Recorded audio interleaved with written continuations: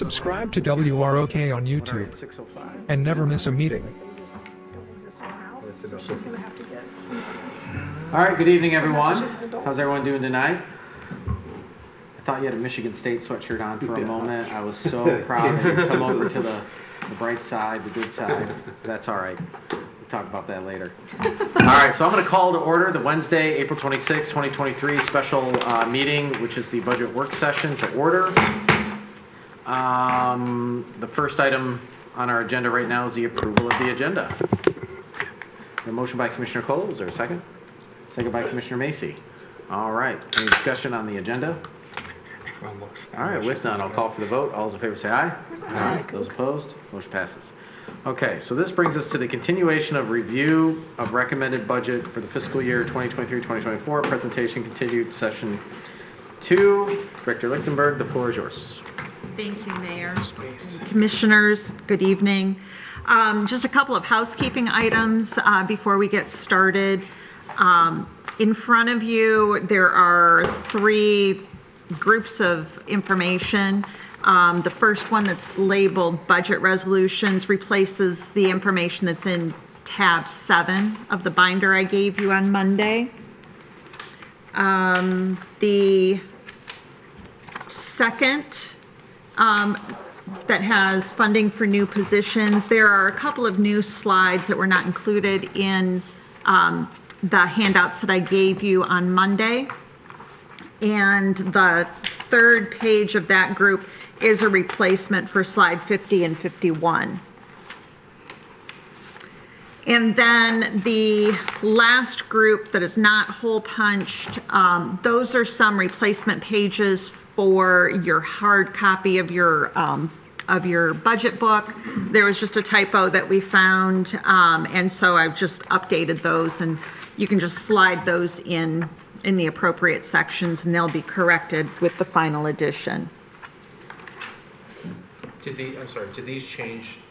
Were the typos in wording or numbers? Numbers. Okay. The public safety millage was incorrectly stated on that, and so those pages have been corrected.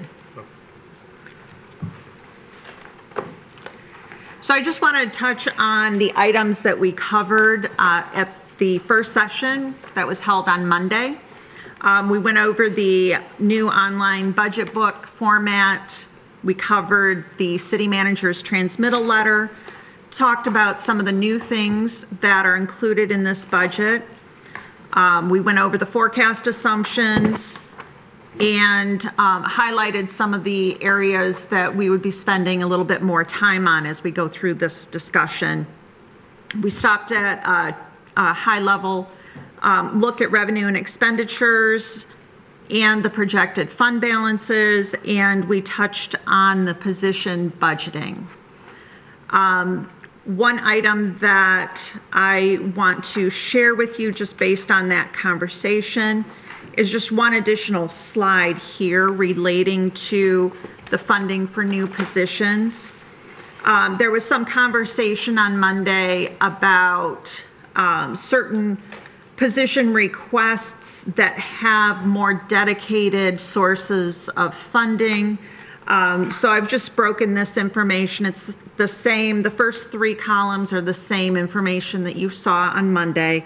And I just added the 3 columns to the right showing where positions would be coming out of general operating dollars, where there's a dedicated millage that can be used, and items that would be supported by user fees, fines, and charges. So I've provided that slide. That's one of the handouts that I gave to you. Are there any other items from the first session that we want to circle back to before we go further? Mr. DeBuck? Yeah, and I don't know if we need to go down this rabbit hole in detail right now. I think there's probably some discussion to be had about the recommended positions. Yeah. Even where we have dedicated millages, and particularly public safety, we still know a hefty portion of general fund. Like public safety millage doesn't fund public safety. Right. So do these positions, even though there's a dedicated millage, still trigger a larger contribution from general fund to those. So we make sure we have an honest representation of where that lands. Also, as far as the management analyst and the city manager's budget, I'm a little concerned that we have 3 really distinct projects there. I don't know that there is an individual that's going to have expertise in all 3 of those areas. I'm particularly concerned that we need someone who is trained and has expertise in environmental sustainability to help inform and work with both our engineering and our building and our planning departments, and also be an asset in messaging to residents around what residents can do to help contribute to our SCAP goals, and work with petitioners and developers to give them ideas, right? So that to me feels like that's a full-time position is on the SCAP. That's not really just like gathering data and providing a report on what we're doing, but really driving results there. And to me, I think that needs to be a priority over probably some of these that I'm looking at right now. And I'll just add, if that's the case too, when we look at it from a budget, if it is working a lot with new developments and working directly with the planning department to coach them on how to do things, can we pull out of that surplus building fund at least a portion of that to subsidize this role? Because if you're pulling a permit and you have to, like for example, we had the building on the corner of Main and 11, we had this whole discussion about how are we going to know if they actually do the things they say they're doing. This person could also support in that capacity to kind of follow up on major projects and make sure that things are being done as they're promised to do. And that really is kind of a function of building that would otherwise do it, provide some relief to building, but funding out of that overbalance that we have as well to keep the pain out of the general budget, general fund.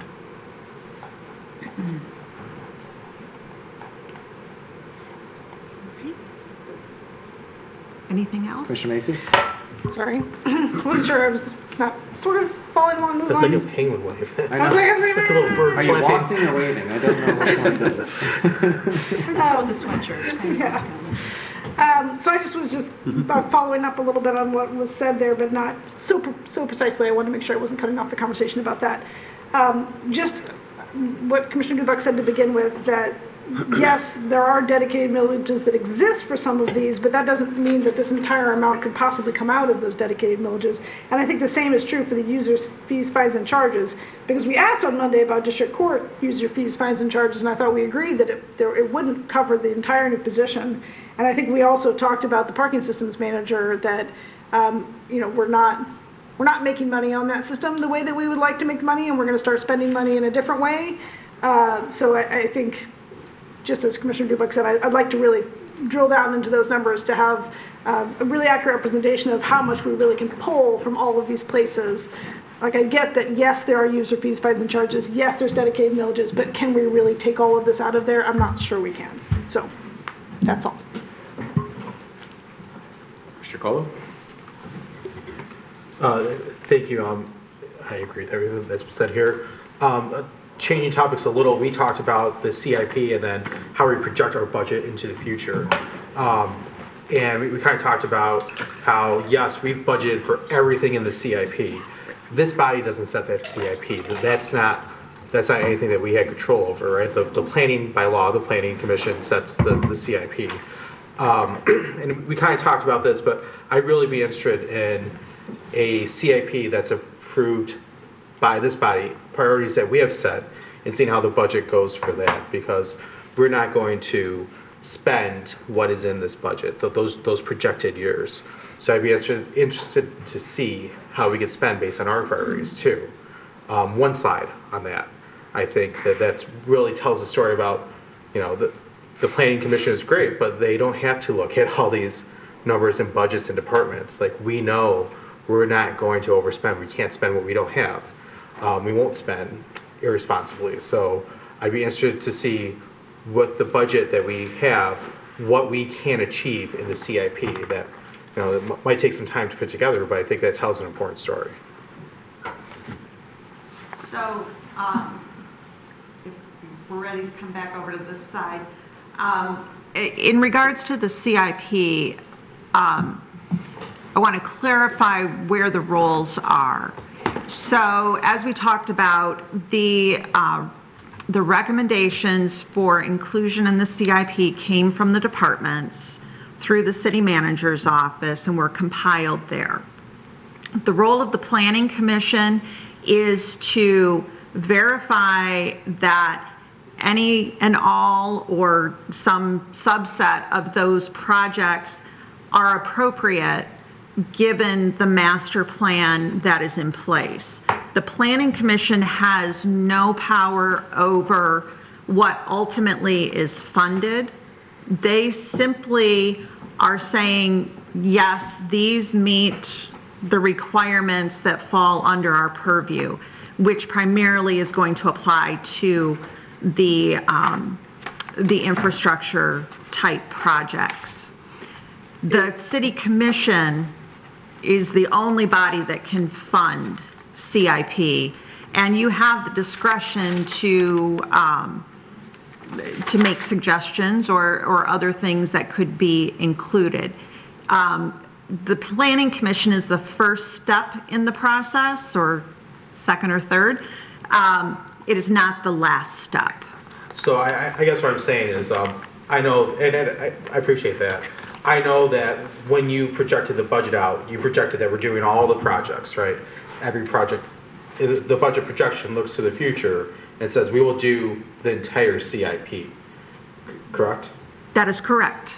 So, which takes us into millions and millions of spending that we would have to adjust other priorities to commit to.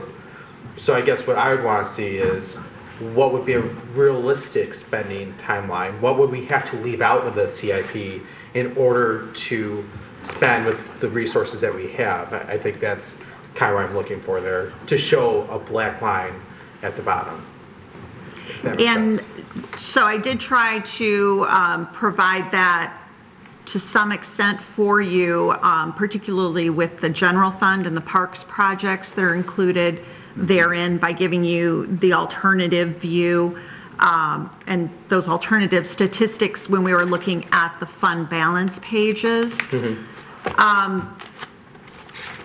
Again, and this year is a hybrid of the process we've gone through in the past and where we'll be moving to in the future.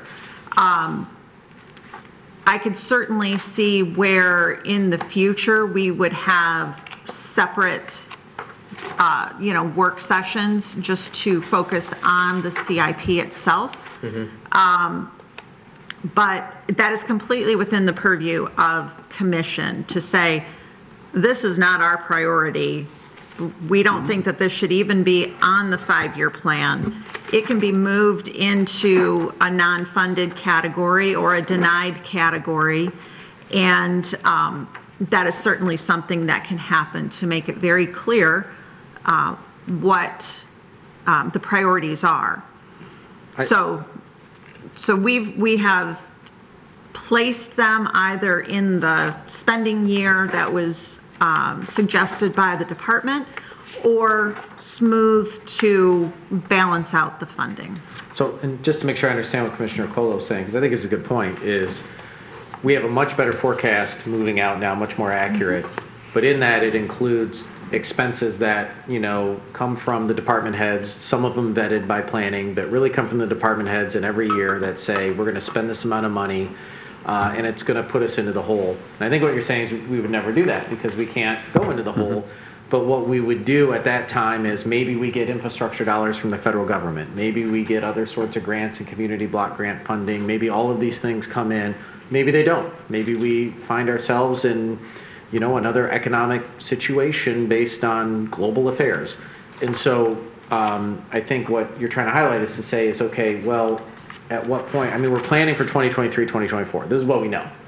But in those out years, what would it look like if we had a chance to pull out, some of those, let's say, not ultra priority items to put that budget in the black? And I think, what you're saying, Director Lichtenberg, is like, we can do that, but, maybe get through the 2023-24 budget, and then maybe put a note in there that says these are all capital requests planned expected by staff. The city cannot spend money. I don't know, like something that explains, because I think when a citizens opens this up, they're going to be like, oh my God, we're going to go bankrupt in 3 years. And it's like, well, no. We've been seeing that for years and years and years. Although our forecast is way better now, and we've identified some things that really concern me, like how inflation is outpacing what the state statute allows us to collect. And we don't have state revenue share money like we should and all these other things. We don't want to create the perception that, the city's because we always adjust our spending. Right. We always adjust it. Commissioner Prush? Well, turn this on. I think some of that information is already here in the tabbed book that we've been given, and maybe it's not as comprehensive in terms of looking forward as some of us would like. I'm fine with it. But for example, in the water and sewer division, it breaks down the variety of projects where some of the revenue is going to come from water billing and so on and so forth. But it very specifically says the following projects were included in the annual capital improvement plan, the CIP, and have been budgeted in this cost center for this fiscal year. And then it breaks them down, water main improvements, sewer lining, water main improvements, green infrastructure, Crooks Road resurfacing. Thank you. The end of Rochester Road. On myself the other morning on Yeah. Crooks. Whoa. The completion of the Rochester Road resurfacing. So those are broken down for this fiscal year. I don't know whether some of us are asking for projections and potential lists for the CIP for following years, because it's broken down pretty darn specifically to here. I mean, the water and sewer construction for this year is $6,686,250 with all of these, it looks like a dozen list projects on the CIP. So that's what the CIP they've allocated for this year, at least the department has. Now, they may have projected, okay, then it's going to be next year, and then this will be next year, but this is a pretty comprehensive breakdown. I mean, water and sewer alone covers like 4 pages. So some of the information that I think we're looking for is way back in this book with the tabs. We haven't gotten there yet. But it's pretty specific, at least for this budget year. And if I could add, one of the things that we did enhance in the CIP process this year was all projects had to align with a strategic planning goal. In the past, there was not that sort of alignment. Again, it's a fluid document, and at this point, one of the things that I also mentioned on Monday, in the past, the CIP had all the numbers in it for all the projects, but there wasn't a correlation to the budget document. So what I wanted to do as a starting point is to make sure that the items that are listed as viable projects on that CIP summary were reflected in the budget and forecast. Now, if commission would like to say these items that are listed on the CIP are not priorities for us, we can move those down into an unfunded status for the adoption of the final budget and reflect it that way. If you say we're never going to do it, we'll take it right off. But I felt it was important to bring to you all of the items that the departments brought to us. Yeah. And then allow you to make the decisions with a fully informed set of facts rather than picking and choosing what we felt were the priorities. Yeah, no, I think that's really important, and I think maybe my suggestion would be is that we have, one forecast that says, hey, this is with all of the staff recommendations for all of the capital improvement projects, for example, and then right below it we have one that gets us to, a budget neutral in those out years that says, okay, well, here's our forecast, excluding certain capital improvement projects to get to the balance. That way people know, like, hey, look, we're not going to be on a financial cliff. However, there are some things that, to get done, we're going to have to seek other avenues more than just general fund revenue or whatever. Like it might be the federal infrastructure bill, it might be, or you know what, we're just going to have to skip that park improvement until, revenues catch up to costs. Exactly. Yes, Commissioner Mason.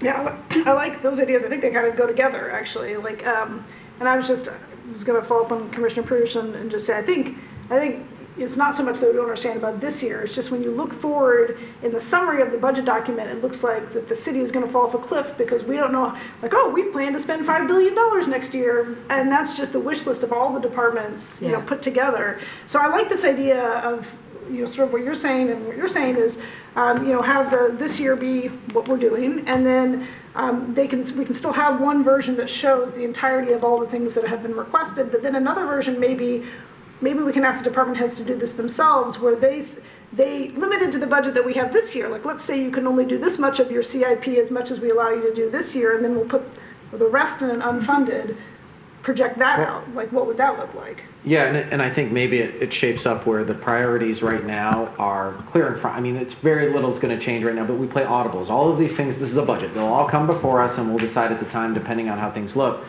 But I would almost leave it up to city managers' discretion to make that list, because I think it's always just an example, right? And it could just say, these are the things, he could just highlight the things that, you know, don't seem to be the top priority, put them in the backup as notes, footnotes to say, you know, because I don't think people understand, like when they see the numbers, it's you have a certain amount of money, and these are the things you're going to get for it. Primarily, you're going to get public safety, police, fire, DPS, those things 100% of the time, and then what's left over is going to go towards capital improvement projects to improve the quality of life and all of these things. And, you know, if we only anticipate having this much revenue, then, you know, this is the manager's discretion in the out years, just because, I mean, we'll make those decisions ultimately. These is the manager's discretion in the out years just to make the math work, to show, okay, this is the one budget with manager or department wish list.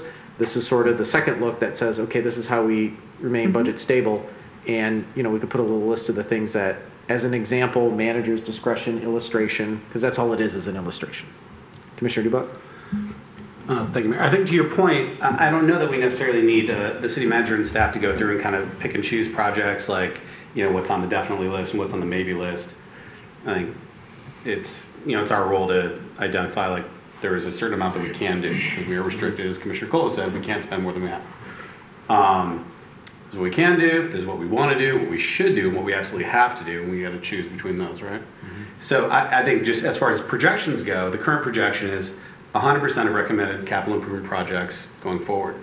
If we could just then have one right under it that says, if we did 75% of that, just the amount, capital improvement projects, and then if we funded 50% of those, what does general fund look like? What does the budget look like? And then we're not having to, like, weed through and pick and choose the projects. We have a dollar amount and understanding of how it impacts budget at certain dollar amounts, and not necessarily having to weed through, because they're saying they're not going to put themselves in our shoes, and what we're going to say are the priorities. Yeah, actually, I like that approach, and what I think we should do first is do the first budget for the out forecast to say, option A is meeting our minimum, between 15 and 20%, whatever we've established or plan to establish in here. That means that of the staff requested capital improvements, that would be 67.2%.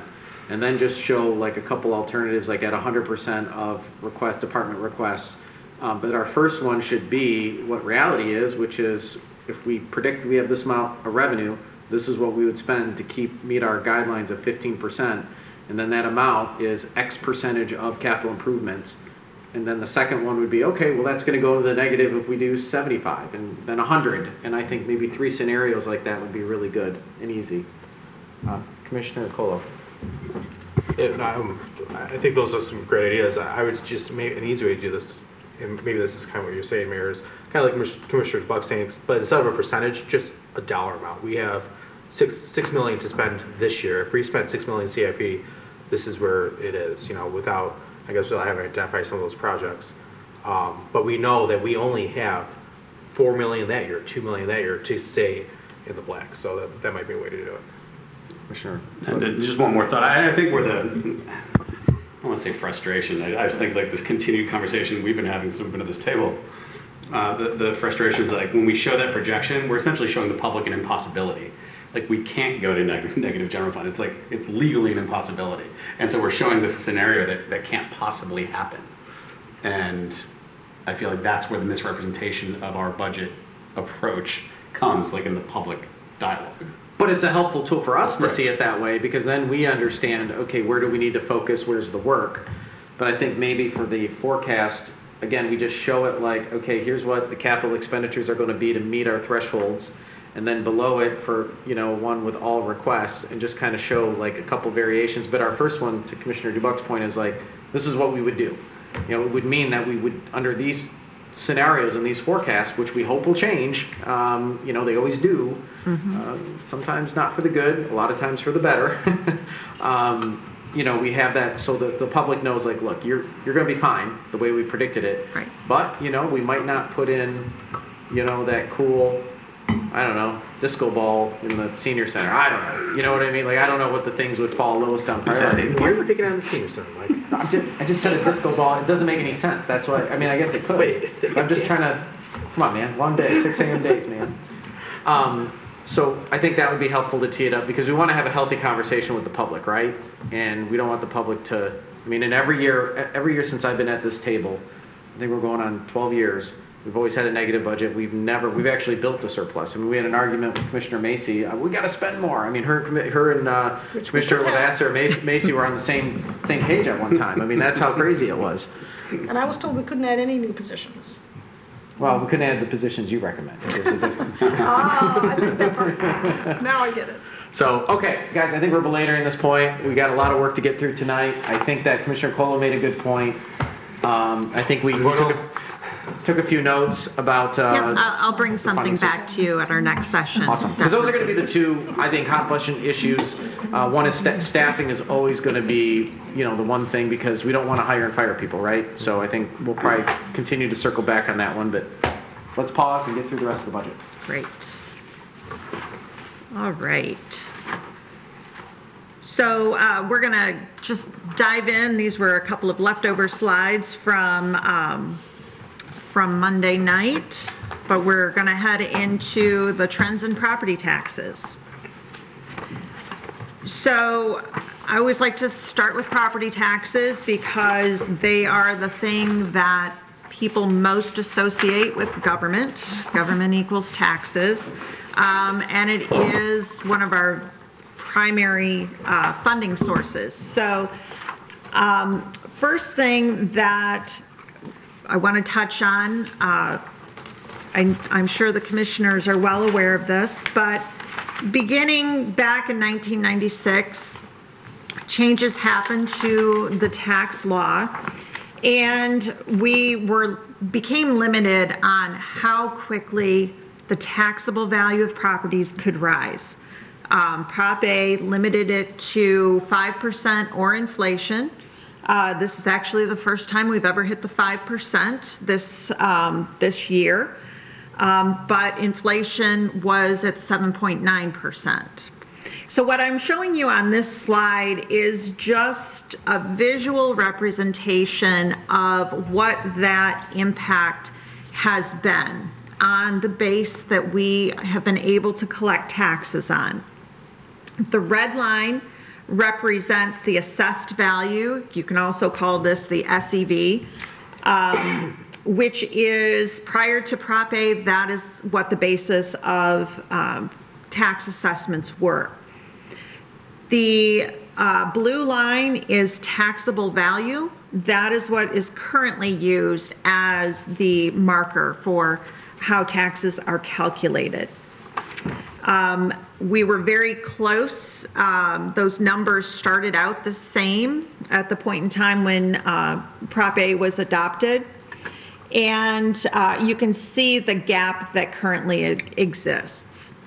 One of the things that I always like to point out is we are limited on how quickly the taxable value can rise, but there is no break when we're going back down the hill. Right. It can drop as fast as it drops, and then as you can see, the property values themselves recover much more quickly than our tax base does.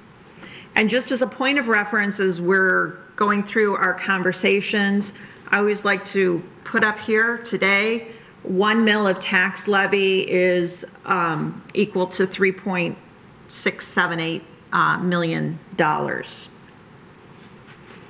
So continuing on this thought process, I started here with a longtime resident and how their forecast and how things have changed for them. So if we started in 1998 with a home that could have sold for $300,000, the taxable value at that point and the SEV would have been $150,000. So this top line represents how inflation has changed over the years and where that home theoretically would be today. And that is with the same owner, so no uncapping of taxes. The top line reflects, as in the prior slide, where the SEV is and where taxable value is. So this line here, the brown shaded area represents the gap. That is increases that we are not able to capture through taxes, and by virtue of the fact that this homeowner would have held on to his property, they are paying in based on what's in the pink area. Taxable value has gone up 80% in this scenario, but the true cash value of the property has gone up 187%. So now switching over to the other component of millage of taxes is the millage rates. So this is a history of the city millage rates over time. And one of the things that I added in here is the years when some of these special millages came into play. So it's pretty easy to visualize them on here, but I've also provided that for your benefit in reviewing this. So again, keep your eye on this line here, the top line, as we move on to the next slide. So one component of our millage rates is the operating millage. The other millages are special millages that are dedicated to a particular purpose. The operating millage is the dollars that we have more discretion over their use.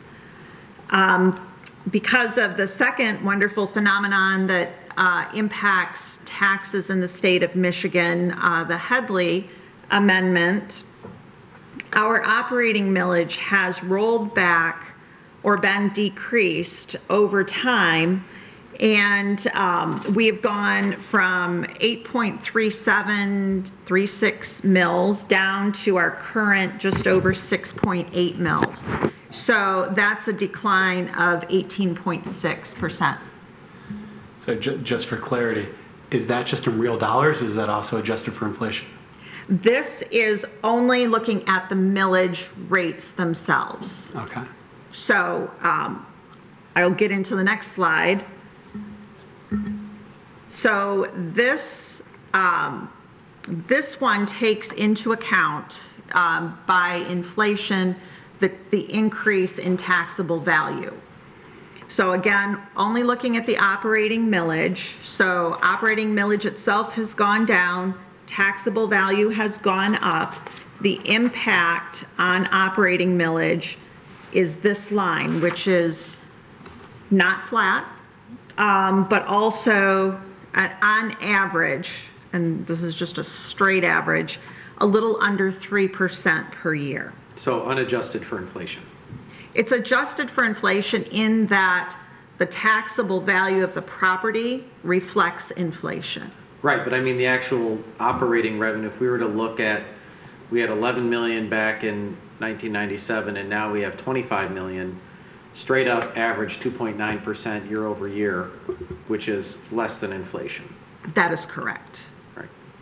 That is correct. But right, theoretically what's driving that, you're saying, is the increased value of home ownership has gone up because, you know, that's a big driver of inflation when you look at the basket of goods. I mean, it's the primary driver of inflation, gasoline, housing. But from a dollar-to-dollar point of view, the amount of money that we have in order to service the city, in order to do the things that we do as a city, has actually been less than inflation over these years. That would be correct. Ergo, we used to have 400 and some people, and now we have 300 and some people. On the money, yes. So now going back and looking at, again, at our total millage, and going back to that homeowner who had a home worth $300,000 in 1998. At that point in time, this theoretical homeowner would be paying just under $2,000 on their city tax bill back in 1998. Today, that same property owner is going to be paying $4,761. So this combines the impact of the increase in taxable value and the change in millage rates. So as I showed you on the earlier slide, the value of 1 mil of tax levy to the city is just under 3.7 million. The cost to this taxpayer for 1 mil would be $270. That's an annual cost. So it's a city tax bill estimate. That's everything, schooling, everything? No. This is just based on the millages that the city controls. Okay. And the comparison would be as somebody that bought that house at $862,000 Correct. would be paying 400 times 430 times 17, right? Roughly. More. More. Yeah. A lot more. They'd be paying a lot more. Yes. So to break this, again, watch the shape of the curve because you're going to see it again here. So same shape of the curve. What I've shown here in the gray section is the impact of the taxable value changes, and the brown section is the impact of millage rate changes. So at a point in time, there was actually a decrease in millages, and then we've got this section. So it's important to note that tax bills, if millage rates never changed, tax bills will go up over time if a property is going up, if we have inflation that's driving up taxable value. And this is just a representation of that. Looking at that same property owner, the amount that they are paying for that city operating millage has only increased 1.5%. So to get the increase that we mentioned earlier, which was just under 3%, we're relying on properties uncapping, new construction, additions to come in. But this example taxpayer is only seeing an increase in that operating portion of 1.5%. So this is pretty similar to my situation. I think I bought my house a few years after 1998. I didn't pay $300, I paid less. But this would be basically saying, now I've had a couple construction projects on my house, we upgraded some things, but so what this is saying for me is I've paid basically an increase of 1.5% every year, but I benefited from the fact that other people have moved in and everything, and that the fact that the Headley Amendment lowers everything or caps it at 5%, I'm getting a double bonus because not only is my taxable value, limited, but now my millage rate is going down at the same time because of the cap on Headley. Correct. Okay. So personally, I win. Personally, I've won, but it does create this stalemate constantly throughout the future. Yeah. Michigan rewards those who stay in one home. Commissioner Colo? Thank you, Mr. Mayor. So doing some quick Googling here, that value in 1998 of 1,200 some is actually worth like 23, 25 in today's dollars. So we're actually paying less over that time adjusted for inflation. Yeah. So that graph goes the other way, it goes down. Yeah, if we put true full consumer inflation on this, you're absolutely right. Yeah, because 1.5% is way lower than, the compounding effect of, even if you assume 3% up until the last few years. Yeah. Good observation. Yes, and I think it's stark just looking at this in just dollars, without adding that layer of inflation, but you are absolutely correct. And we had, we touched on it on Monday, health insurance costs, for example. Just a variety of things. Gas prices in the last few years have far exceeded any of the numbers that we've looked at so far. So I just wanted to touch here on that Headley piece now. So this, again, sticking with the same scenario, the silver or gray in this represents the operating millage that was actually paid, and the brown in this scenario shows how much was saved because of those Headley rollbacks. So if Headley had not rolled back the millage, we had continued to levy as they were, this person would be paying $422 more a year currently.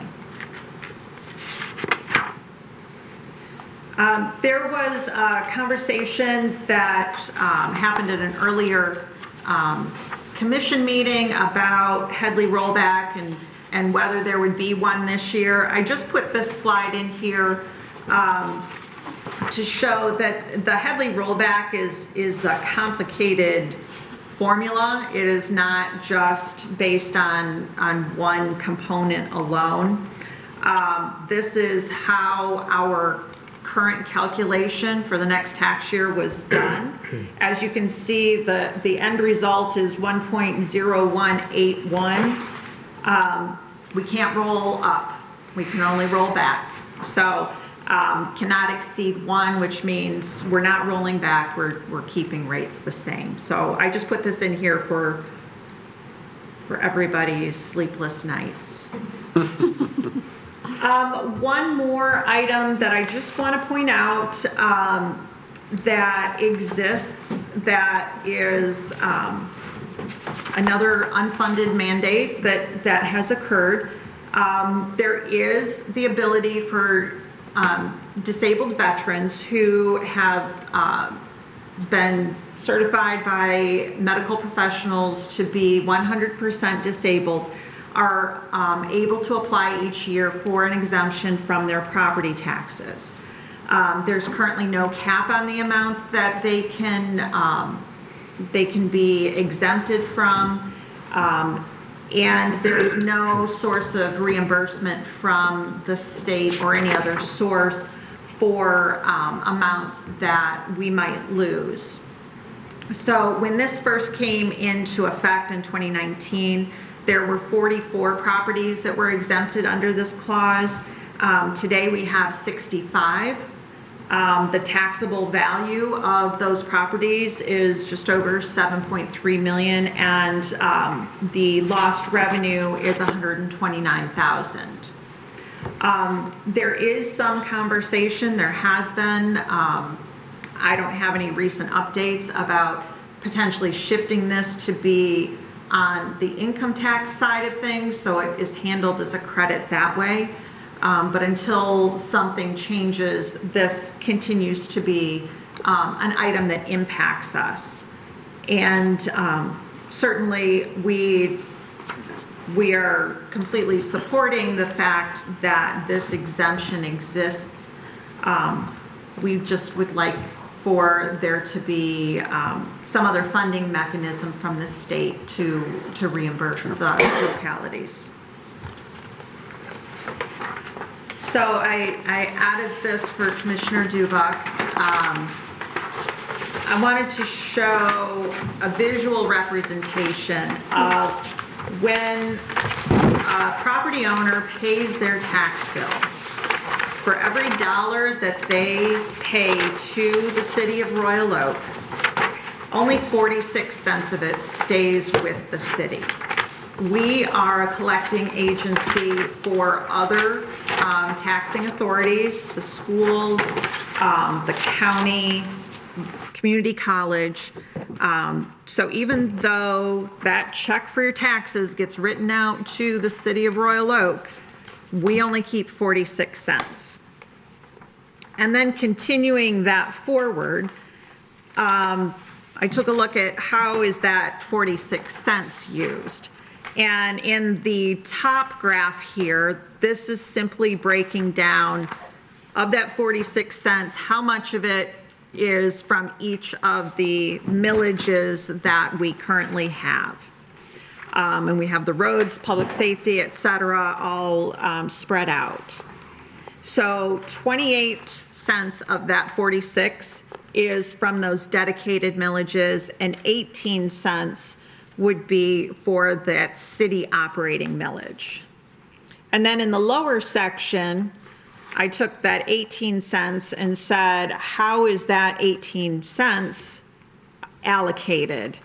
And again, one of the things that I believe Commissioner Dubak mentioned earlier, we do fund public safety in part from there. So I've indicated the amount of that transfer. That's 9 cents of that 18, and so on down the line. So in that general government pot, that leaves us with 6 cents, and that's what is used in part to fund the support services. So this is just a lot of people are visual learners. I'm one of those. So I think it provides an interesting snapshot of how many ways that dollar of taxes gets divided before it gets spent. But another way of looking at it in this top graph, we could easily take 9 cents and bring that down to 9 cents city operating and add 19 cents to public safety, because it's just a Absolutely. transfer out. That might actually be a better way. Because I mean, people need to understand, like, most of your money that you spend is going towards cops and firefighters. I mean, Yes. that's a good thing. That's the core of what we do. And then roads are the next big thing we do. And then everything else is, you know, unless you don't want roads, unless you don't want cops and firefighters, you know, this is where the money goes. Commissioner Dubak? Yeah, I think this is really helpful for folks to kind of do the math on the value. I think folks often say, like, for what I pay in taxes, I should be getting this. And I mean, if you're paying $4,000 a year in taxes, then, you know, less than $2,000 is coming to the city. It's like $150 a month. For $150 a month, if you hear noise outside, we'll send an armed person to your home to check on you. You know, we'll fill your potholes. If the water main breaks, there are people that will go down into a dark hole in freezing weather and fix it. I think all the things you get for that, you know, $150, $200 a month. If you think about it in that way, like, we should be getting the biggest value for every penny people pay, but I feel like there's this idea that government's inefficient. When you think about it that way, is a lot of services you're getting, and it's a great value you're getting. Mm-hmm. So this is a very helpful figure to break down. Thank you.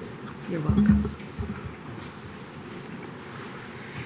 And then one last thing that I want to look at in terms of the millage rates is, where do we stack up compared to other communities? Are we high? Are we low? Are we in the middle? And we are this gold bar, pretty much right in the middle. The simple average of all of these rates is 18.2 mils roughly. We are about 0.6 of a mil below that average. One thing I want to point out, this number for Royal Oak is what we have included as our proposed tax rates for next year and is included in the budget. Everybody else's is based on this past year's millage rates because we don't have all of those updated yet. And some of these, like Troy, for example, it has the mall, it actually has 2 malls, it has all these commercial properties that don't get the homestead, so the taxable rate can be lower there in some cases because they're generating enough revenue to pay for enough cops to manage the city, let's say, versus, communities that may have a little bit lower home values, or even higher home values, let's say in Birmingham, they still can fund the same amount of police and everything, but they have a higher taxable value, let's say. So there's a lot of factors in this, but in general, out of the gate, with enough cities here, you can kind of see, yeah, we're about right in the middle. Mm-hmm. And so that brings me to what we are proposing in this budget for next year's taxes. And basically, we are proposing taxes to be, for the most part, unchanged. Again, no Headley rollback, so they do not have to be reduced for that purpose. The library millage is going up because voters approved that renewal, and it is resetting to the 1 mil. The publicity tax is simply based on what it takes to achieve $50,000. So this is a little bit of a different calculation for that. And the debt related to the drain bonds is going down. So the net proposed change in the millage rates is 0.0622. And these are the numbers that are used throughout the projections and the budget. Which is a very small percentage. Very small.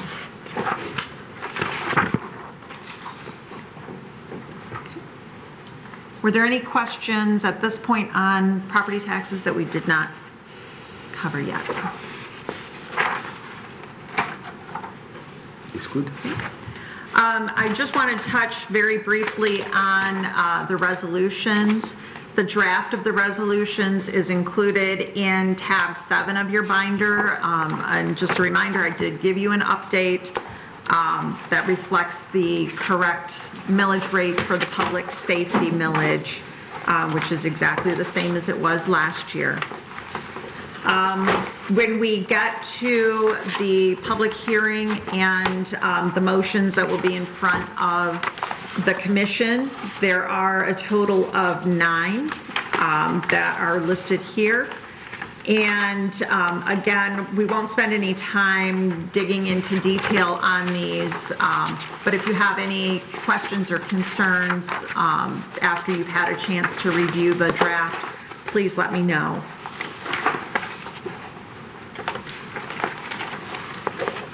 Is there anything that dramatically changed from the resolutions that we had in place last year? I know we've had over the last couple of years some changes in debate. No. So all No, the we- purchasing policies, I mean, other than obviously the budget and the tax Right, rates. but exactly. As far as the policies, I didn't notice anything that was, at least in page 7 of back here, any changes that I could identify. No, I anticipate there may be some updates that will come next cycle, but for this period, there are none other than the budget items.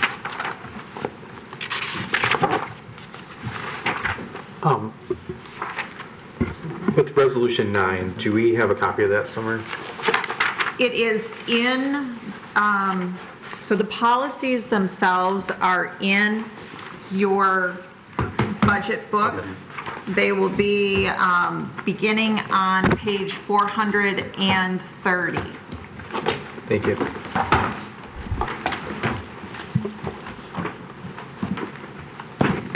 And those have not been updated at all, correct?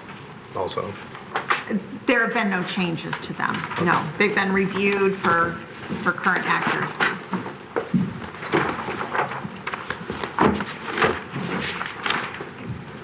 All right, getting into the general fund. So we've spent a lot of time talking about taxes tonight, and this graph shows why. That is the major component of our general fund revenue. The next largest piece is the licenses, charges and fines, and so on down the line. The forecast period shows a modest increase in revenue each year. There has been no assumption here for any millage increases throughout the forecast period. It does assume that if there are any millages that would be expiring during the period that are intended to be asked for a renewal, that would be included as an assumption here. But as they say, no new taxes are included. The second from the bottom line there shows that, again, that modest increase over the forecast period, hovering right around 2.5%. There is a decline in the budget period, primarily because of the grants number, which included a $4 million transfer of ARPA funds. So one of the things that that we're changing in this conversation, and hopefully this makes sense to the commission as well, certain general fund departments we feel warrants more attention than others. So rather than going line by line through all of them, we've categorized them in 3 different sections. The low impact departments, where there's no significant change in operations, we're not forecasting much to change there, and it's a smaller component of our overall budget. The high impact departments are those where there is a change in the budget primarily due to a policy change or some external force. And then the evolving departments are departments where changes are being requested on a proactive basis, and so we'll primarily focus on those high impact and the evolving departments. But before we move there, I want to show for the low impact departments, they're all categorized on this slide. You can see up in the corner, this is a smaller slice of the general fund pie, and it represents about 10% of the total expenditures. Again, throughout these changes very minimal, no operating changes are being proposed in this period. When we look at the high impact, that is the largest portion of the general fund, and that includes the reason, I'll start there, the reason that this is such a high impact or high portion is here in the middle of the slide. This includes the transfer to the public safety fund. So in the budget period shown for 23-24, this 25.9 million, of that 23 million is for the public safety fund transfer. So between the district court and elections, those 2 departments, as we've talked about, have proposed increases in staffing. Both of those, the district court is in response to not just the parking system, but also the drug court and additional programs that are being instituted for corrections. The elections is in response to the changes in voting law that will extend early voting and require additional staffing. Administration, that one is pulled out because included in that is the revenue sharing for MPS related to the fines and forfeitures. And again, transfers out, that is primarily driven by the necessary transfer to the public safety fund. It should be noted that the transfer amounts are based on, we started with the public safety fund itself and calculated what needed to be transferred, and then arrived at the transfer numbers. So when we look at this overall in the budget, these high impact areas cover 75% of the budget, with the transfers out being 52% of that. No, 52% of the total expenditures of the general fund. So again, just touching on what those high impact issues are. I mentioned for the court, the ticket volume and the drug court changes, resulting in requests for additional staffing. Elections, the same thing there. We've included the proposal number, and that does include early voting opportunities of 9 days prior to the election. So that will be a substantial change for the elections office.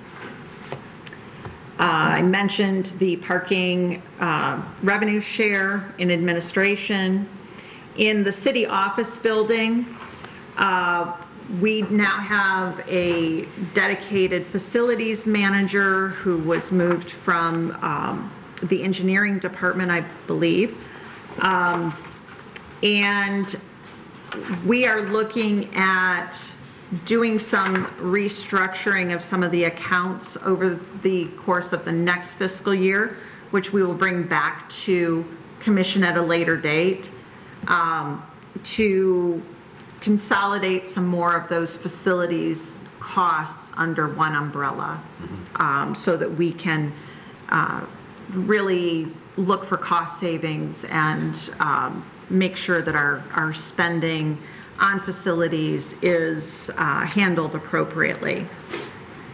And I've touched on the transfers out as it relates to the public safety fund. And I'll go Commissioner Cole and then Commissioner Mason. Go Go ahead. I guess, Mr. Mayor, Director, at what point are we talking about these actual funds? Is that another slide? I just don't want to jump too far ahead here. I was just going to go through the evolving and just kind of touch on those topics, and then we can dive deeper if that works for everyone. Yeah, maybe we get the whole overview, kind of pick which ones are really top of mind to us to talk about and prioritize those. Just I didn't want to make sure I was asking at the appropriate time. Thanks. Mine's a question. So, so with the transfer out little summary here, it says it'll be proposed to combine these two funds to produce a more meaningful reporting of this cost relationship. So I'm not trying to argue about that. I just want to understand what it means. If you could tell me a little more about what that means. So effectively, we already do that for you. Throughout the budget document, we show each of them individually, but the story is never complete for either fund until we show them combined and eliminate those transfers in between. From an accounting perspective, it makes sense that those live together in one fund rather than this artificial separation, because they are one and the same in reality. So again, we're not doing anything at this time, but we are looking at a number of changes, that being one of them, that we would propose to you as we move forward. Yeah. It would offer Because more it's transparency. just, yeah, you can't look at one without looking at the other, and it makes sense to consider combining them. So no argue with me about the accounting sense it makes, but I think we might find it politically, there's going to be some problems if we try to call the public safety fund part of the general fund. But we can talk about that. I'm curious to hear how it. It will still have its own department. It'll be very clear and easy to identify those costs. It'll be very easy to identify the dedicated millage. No one should be under any sort of assumptions that that dedicated millage covers all of the public safety costs. The main purpose for having a dedicated millage or any sort of restricted funds in their own accounting fund is more if we're concerned that we're not going to be spending all that money. So we want to make sure that that money doesn't get spent somewhere else. And so, you know, the state construction we don't have that code concern fund, here. you know, is an example of it captures those dollars so that they can only be used for the intended purpose. Yeah. And we have the general fund, but you have account numbers, like for public safety. You'll have a line item. Right, It's all, just- everything's being tracked, just like all the other items in there are being tracked, like finance or So city just manager's right office. here, yes, it shows district court. Yeah. So similarly, you would have police, It's just how you fire, consolidate. ambulance. Because on a technical point of view, if they're two separate funds, you got to report them that way, and you're just pulling money across one to the other, and it's like, what are these transfers out? And it'd be nice to have one. That consolidated picture actually, to me, is what matters. Exactly.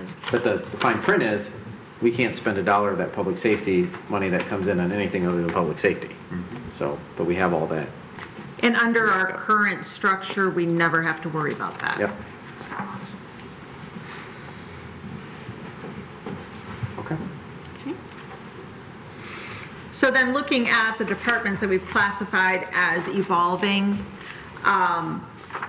these represent in the budget 14% of the total expenditures of the general fund. Within the manager's office, we've talked at length about management analyst position that's being proposed. The city attorney's office will have some staffing changes coming up. We will be looking at next steps in that department. Community engagement, we've included the communications consultant and a number of important touch points for reaching out to the community and making sure that we are on track with some of the plans that we have in place, including the Aging in Place, the Human Rights Commission, and a variety of other neighborhood engagement programs. In the planning and zoning department, we have the master plan budget included for the budget year. And in economic development, we just had that vacant position filled. So that is now part of the funding picture. In addition, the streetlights department, street lighting, we are moving forward with the LED conversions. So we will see significant changes in that department. We will not be able to realize exactly what the energy savings are until we get a little further into the project, but those changes will be coming. Parks and Forestry, we've proposed the addition of a Recreation and Culture Director. And again, we've talked at length about this CIP that we have included a much more significant amount of parks projects in the CIP than we have in past years. There have been some improvements in the technology that is needed by the cable department to be able to live broadcast from the library and the police station. In community promotion, there's a historical context study that is being budgeted for. There are repairs to the Orson Star House, and the process of attempting to have that listed on the National Registry are also in there. This department also captures sponsorship of some of the community events that take place. And Arts Beats and Eats, there's always been a little portion of costs related to Arts Beats and Eats that lives in the general fund, as well as the items that exist in the Arts Beats and Eats fund itself. And we are doing a more comprehensive job of making sure that the city is made whole for all of the costs and not just a portion of them. So that's reflected as well. That looks to be about a $4,000 increase. If I'm looking there, if I go between 2020, like if I'm just kind of looking, I'm thumbing through all of these on page 61. The differences, whether they go up or down, Right. are really in these notes. So all those things considered, that one's just like a $4,000 impact, but you know, if we go up to the legal city attorney, that's, you know, 90,000 impact or whatever, 95. Right. So the Arts Beats and Eats really isn't reflected in the department expenditures. It's more a reimbursement coming Gotcha. back to the general fund. All right. So that leaves Commissioner us Cole? just with the final summary here of the general fund balance, and I'll stop there at that slide. Commissioner Cole. Yeah, I just have a question about the community promotion. I guess, how was the decision made not to include a Centennial Commons ice rink when it was supported by the commission last year? My understanding is that was just a one-year contract. Yeah. So if it moves forward, it would be handled as a budget amendment when a contract was renewed. Okay. And I think we did all right for the first year, so we may find ourselves in a... I just received the financial summary from Mr. Witz this afternoon. I haven't had a chance to look at it, but we will have some of that information coming in the next few weeks as well. Okay, I won't ask for your initial opinion on it. I'll give you time to look at it. I appreciate that. Okay, and again, maybe this, with these sheets, the general fund balance and reserves, you know, you have the capital outlays there, the same sort of situation where we can be honest with the public, like, look, you know, the folks approving this budget can't legally go into the hole, and we won't go into the hole, and that will change the capital outlays, because that's the thing that you can change, you know what I mean? Just like in your house, you know what I mean? I don't stop buying groceries and I don't stop paying the heating bill, but maybe I don't, you know, build that garage, you know what I mean? So, And maybe it's ramen a couple of nights. yeah, it's gonna be ramen some nights, or I put my kids to work. And then I just want to reiterate too, street lighting, we anticipate seeing a major decline Yes. because the budget shows it's going up, but that probably So- will not be the case. So there's a timing issue with it for when the installation is actually complete. And there is a payback period. So in the future forecasts, those numbers are going to come down. Yep. We just don't know at this point how much they're going to come down. So the forecast is conservative on that. And I guess, Mr. Brick, I'll ask you, I mean, we saw in the ARPA allocation, it's about a 2-year ROI, correct? 2 or 3. Yeah, between 2 and 3, that's what was indicated by the utility company. But Yeah. but like what Director Lichtenberg is saying, until we see the bills coming in, you know, let's look at the actual cost. Also consider, you know, DTE is going for a rate increase. So, Yeah. you know, there's some dynamic factors there. So I wouldn't be so quick to rush to say that, well, we're going to save this considerable amount when it may be, you know, not as large as we think. Now, by maintaining the status quo, would I be looking at more significant increases in the cost of electricity? Absolutely, yes. Yeah, we've been warned that the rates that DTE is taking to the commission that approves their rates are significant. Where they will end up being, we don't know yet. But even if we had, say, a 30% decline in energy use, if there's a 15% increase in the cost per kilowatt hour, then, it's going to intersect. So in this case, I've erred on the side of being conservative.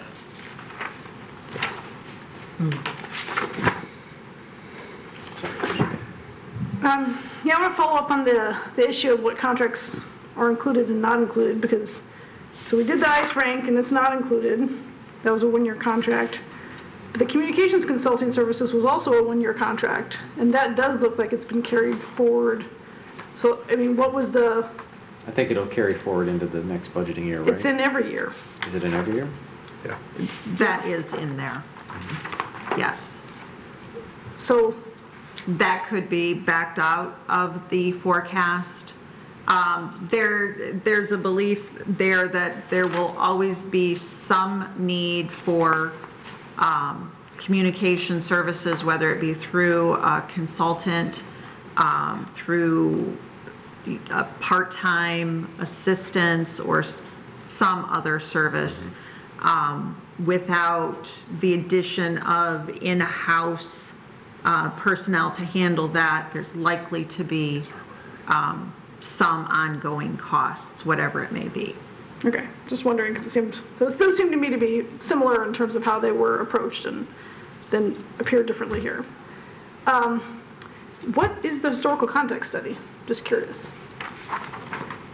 I can't speak to that one. I want to say that and I know just briefly, I'm not working on this directly, but it is coming out of my office, that historic district, that they are employing it's a partnership with the state, and I want to say it's a one-time study that would be looking at historical properties that to potentially designate additional properties for historic designation. But what you end up doing is it's a survey, not like a property survey, but where you go around and you look at the buildings that could be eligible, and it's not everything, not something that you do on a regular basis, but it would be a one-time sort of project. So that was included in there, asked to have the funds to conduct that study. Okay. So It's first I've heard of it, and I'm not totally sure how it Like a aligns with canopy our study strategic goals. for but- historical properties, like we do for trees? something like that. Scour everything and see what... Yeah. So, yeah, and there may be older properties that we're not even aware of that qualify as properties age, and generally the qualifiers, I want to say 50 years or greater, and there could be other properties that have historical significance. Are So, we talking city properties or like residentials? no, private. Oh, 50 And- years. And what does that, when we go through that city. and we do that, what does that do in terms of, like if I'm Joe, I'm not, but let's just say there's Jane taxpayer out there that doesn't care about the historical nature of buildings whatsoever. I personally do, and for the record, I just want, but how does that $75,000 translate into a tangible benefit for the community? You know what I mean? Like how does it save time for our volunteers, or save time for applicants, or like how does that translate into something that says, okay, well the city of Royal Oak, by doing this, now we're more eligible for preservation grants and all of these other things, and it makes it where there's a lot of money on the table we're not getting, And if we just do this, then there's a lot more money we can go after for historical properties. You just gave the response. So it gets into economies of scale. So instead of piecemealing this of someone that says, well, I'm considering this property, and you just do the isolated study, the unit cost is much higher than going through a comprehensive. There was something like this that was done when I was in Grand Blanc. This was years ago, so I'm speaking more from that experience than I am here. But I think there's a greater number of facilities, private properties that probably haven't been looked at that closely, and so I believe there's a grant associated with that. But it's just I don't want to go out on a limb and misstate something that's not correct. But I think this is the better way to do this, to lump all of that in, and it's kind of like a master plan study. You're not doing that all the time. You're doing that periodically, and you have a pretty good database. So, and like you said, for someone that has an appreciation of history, it helps preserve that while we still have that information, as opposed to of individuals that can provide data or testimony and things like that may not be around if you wait 10, 15 years from now. This information can come to us like in planning reports and stuff like that. Yes. Where they could say this property that is under for redevelopment was part of the survey and this was its outcome. Correct, right, yeah. Commissioner Prush? I think I remember hearing something about this. It was quite a while ago, I think. It may have been, maybe almost a year ago. And I don't recall that it was necessarily called the Historical Context Study. That's a new name to me. But it seems to me the Historic District Commission or the Historical Commission itself was really interested in identifying, if they could, more historic properties within the community, not only for the purposes of just establishing a database, but also for the potential that if there is any interest in creating like a historic district of residential properties of a certain age, for example, if historic properties were built around the turn of the century, which is what ours was kind of in our neighborhood, or for example, mid-century modern housing in certain neighborhoods. So that in case there was interest in doing that, they would have some kind of a database. So I remember hearing about this from somewhere at some point in time. And I do think that there is grant money that they've already applied for. I believe so, yes. Or is receiving from the state in order to do this project. And I don't know whether it's actually underway yet or whether it's just on their wish list. But I do recall hearing something about it at some point in time, but I can't remember when. Commissioner Kolo? Thank you. Mr. Brigg, do you know how much money the Commission for the Arts has been allocated this year? Off the top of my head, no, but I can follow up on that, so. Was it 75? Do you think it was 75,000? I'm not going to speculate. I truly, I do not know. She might know. Yeah. It wasn't that much this year. Yeah. Or, does the EAB, so I guess, this is a lot of support for one commission that we really have not discussed at this seems like a policy type of discussion. Do we want to allocate 75,000 for this one commission when, we talked about the strategic plan in our budgeting this year, right? How does this align with the strategic plan, and what could someone like the Commission for the Arts, the AAB, do with money equal to that also? So, I know this is kind of like, this is the yellow area, right? The evolving, but this seems to need maybe a little bit more discussion than we were prepared to have on this. So, just so I'm not missing something, are you talking about reducing their funding, or it's just so I just want to, I'm making notes here, and so I think a lot of us are wondering why there's 75,000 allocated for this, and this isn't something that we have discussed here as a group, when we also have other priorities.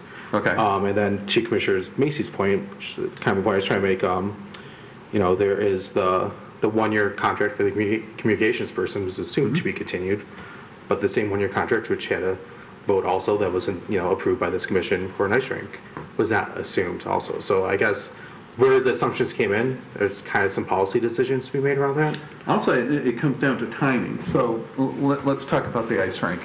And so the promoter is now bringing information. It's no fault of his, but it's missed our deadlines. And so he's talked about it in concept, but he mentioned in passing, sure, that he wants to do that.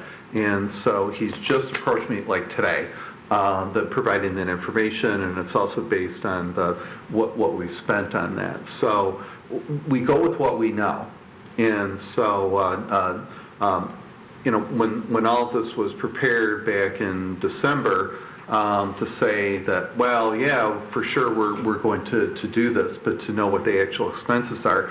The other problem is with the winter blast and just brief conversations with the promoters, that he says that there's certain fixed costs that he's not going to repeat as part of this. So until we sort all that out, we're speculating. Yeah, I'll also say too, I get it a little bit because, like for communications, regardless of what the issue is in the city, like there could be a issue that happened dealing with the police department. There could be an issue, whatever that pops positive and maybe not so positive. A tornado. Pardon me? A tornado. A tornado, and like we know we're going to need, and we've driven as a priority to get that communication better, and we hired the firm on a long-term basis, even though it's a year contract. We know that we would never hire a comm firm for 1 year, just for a year. Like we know that's going to be something that, unless we, get to a situation where we have to really start making stark cuts, that's something that we would do. I think what's interesting about the ice arena for me, where I kind of see where they could propose it as a budget amendment, is that it was the first year.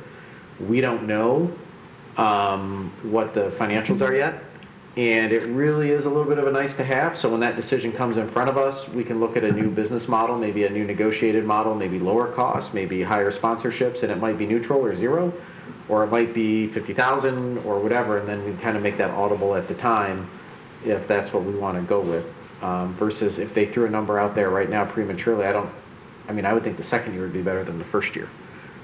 So we don't, just because we have more time to plan and rent a cheaper ice rink and things like that. Mm-hmm.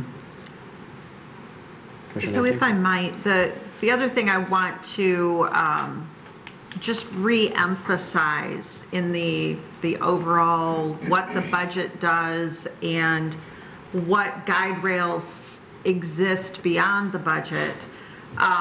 Any of these items that we're talking about are over our purchasing threshold that is included in the purchasing policy. So even if it is funded in the budget, it's not a guarantee that that money will be spent, because it still has to come to commission another time with the specifics, the exact contract, the exact plan for spending those funds. It is not a green light for departments to just go and spend all of this money. It's a starting point. It's a framework. It's an ever-evolving document and framework. So it helps guide us into the next year and guide us into the forecast period, but it is by no means a static document. It is not where everything begins and ends. It is a continuum. And, we've seen this, going throughout the period. And one of the things that I'll be looking to incorporate more in the motions that come before you is information about whether this is funded in the budget or whether this requires a budget amendment as an added piece of color to your decision making. But rest assured, all of these specific items that have just been discussed in the last few minutes will show up to you again before any of the money is spent. Yeah, and most of it we'll know actually the year-end position before most of this will be spent anyway. So we'll know, ooh, did we overachieve a little bit? We have some flexibility, or did we underachieve? And we got to rethink, some of these things that may be coming back to us because, we didn't hit the mark by the end of the close of this year, which starts the new fund balance for the new year in July. Commissioner Macy? Thank you. That's helpful to kind of reframe it that way. But it is still important to talk about it now because when those things come in front of us and we're told, oh, it's in the budget, we're kind of like, oh, well, I guess we made this decision already. And now I think what we're saying is maybe we didn't for some of these and, deserve some discussion around them. And just, following along on what the Mayor and Commissioner Kola was saying, back to the 75,000 in historical context, I think it would be really cool, but it also feels like 75,000 is a pretty big chunk of change for something that never heard about. And, if there's other priorities that we have in the city, and if we're talking about our strategic goals, I don't remember talking about anything that had to do with that. So yes, it would be a nice to have. I feel the same way about it as I feel about the added positions. I'd like to have all those things, but if we're making those give and take decisions, this is one that I would want to have in front of us. And it feels like if it doesn't come to us until we've approved this budget and then it's in front of us and say, hey, we've reached out and contacted someone who'll do this for $75,000, it feels like it's a done deal. So that's to me why it makes sense talking about it now. Yeah, I mean, the other option is go ahead, pursue it, and see what the grants are, and then come to us, and we can make that audible at the time. And then, take this out of just because it's not in the budget doesn't mean it may not be something we pursue if there's still an avenue with, a change in the business situation, so to speak, with the unique nature of it. I think maybe is what you're kind of conveying a little bit. And looking back at my notes, and I will verify this for you, I do not believe that the intention would be for this to move forward without securing some level of grant funding. Correct. That was my understanding as well. So we could budget something smaller. We could not budget it at all, but say if you get grant funding, come back, and if it covers most of it, then maybe it's a good idea. Up to you guys what you want to do, Commissioner Macy. I mean, we see budget amendments in front of us all the time for this sort of thing, where so they come in front of us and say, hey, here's this amazing thing we could do, here's how much it costs, what do you think, given where we are now in our budget? And I guess my preference would be to not have things that we haven't heard about or have seen and talked about being aligned with our strategic plan appear in the budget and be cemented in the budget before that point. It seems like it's a natural thing for a budget amendment to do something like this. Like having it be here already is what seems out of place to me. Okay. Anybody else? Commissioner Perush? I just found in the minutes of the Historic District Study Committee, March 23rd of this year, an item that says, Historic Context Survey Report. Elaine Robertson of Commonwealth Heritage Group reported to Tamis Donaldson of the committee that a signed and executed contract for the project has been submitted. Local photography and background research to define the historic context will be starting soon. A draft report will be available in August, and Carol Schwanger reports that the city will be organizing a public engagement event. So it sounds like something's underway. That's why it's in the budget. You're moving forward with it. Yeah, there was I don't know. They don't have any dollar amounts in here, but they're moving. Yeah, this was, I brought up a staff report. This was in January of this year. It was on,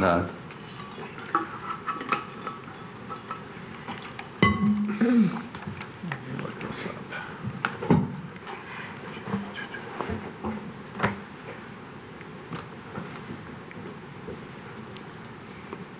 We submitted a grant application to the state.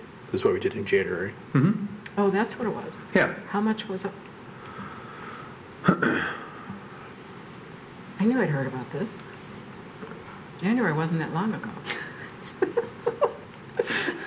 My brain's not full of Swiss cheese as much as I thought. Yours is the only one that's not.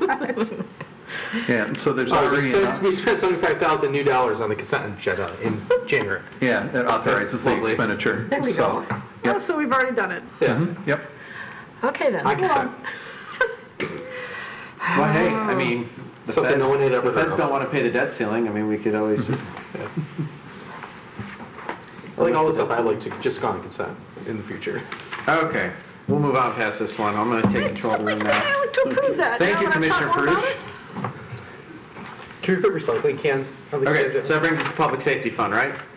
And by the way, guys, I just pre-apologize. I'm lack of sleep today, so I'm gonna be cranky and fast now because I want to get through this tonight without being too late, so then we can jump into meeting 3 on time. All right. So moving into the Public Safety Fund,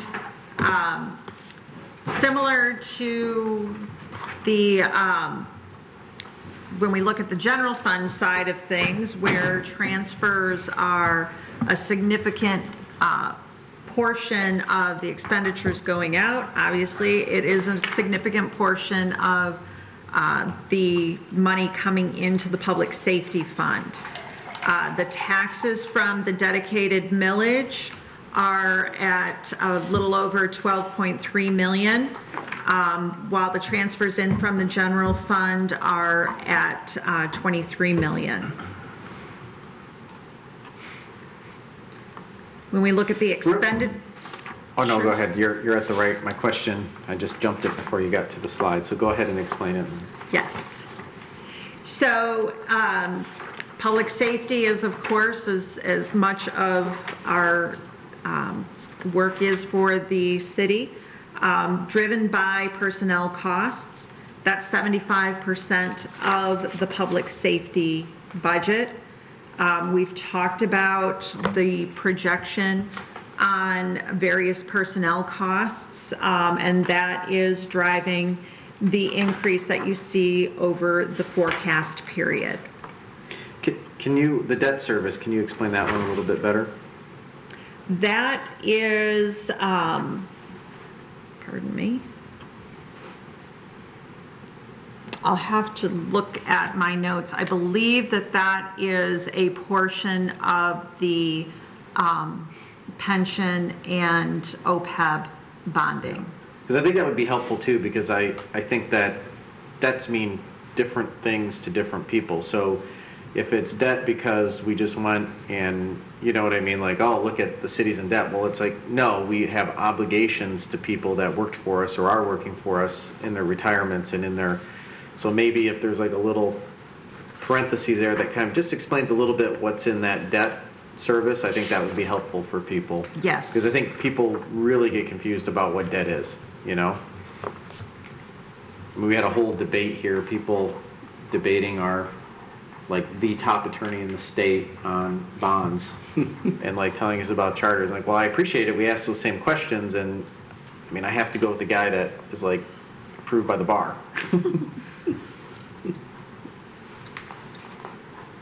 I will get back to you with that information. Oh, and you don't even have to get back to me if you just want to, in the final document, just to, little parentheses, what it is actually, what's included.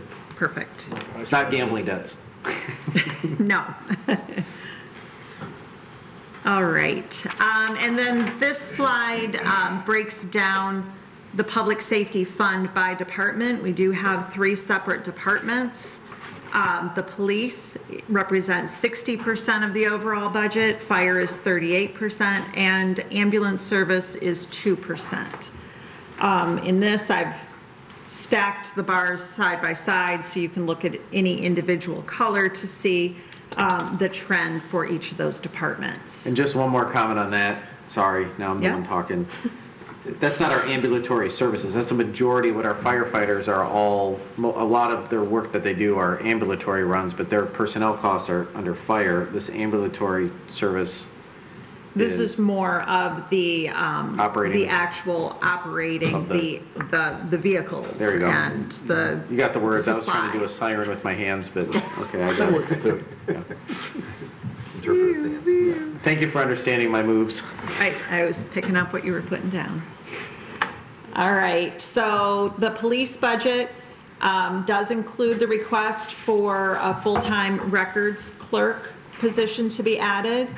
It also includes $79,000 to convert the uniforms to a newer style of ballistic vests that allows for the various pieces of equipment to be carried outside of the uniform, which is better weight distribution for back issues and other things. And it is a style that more and more departments are moving towards.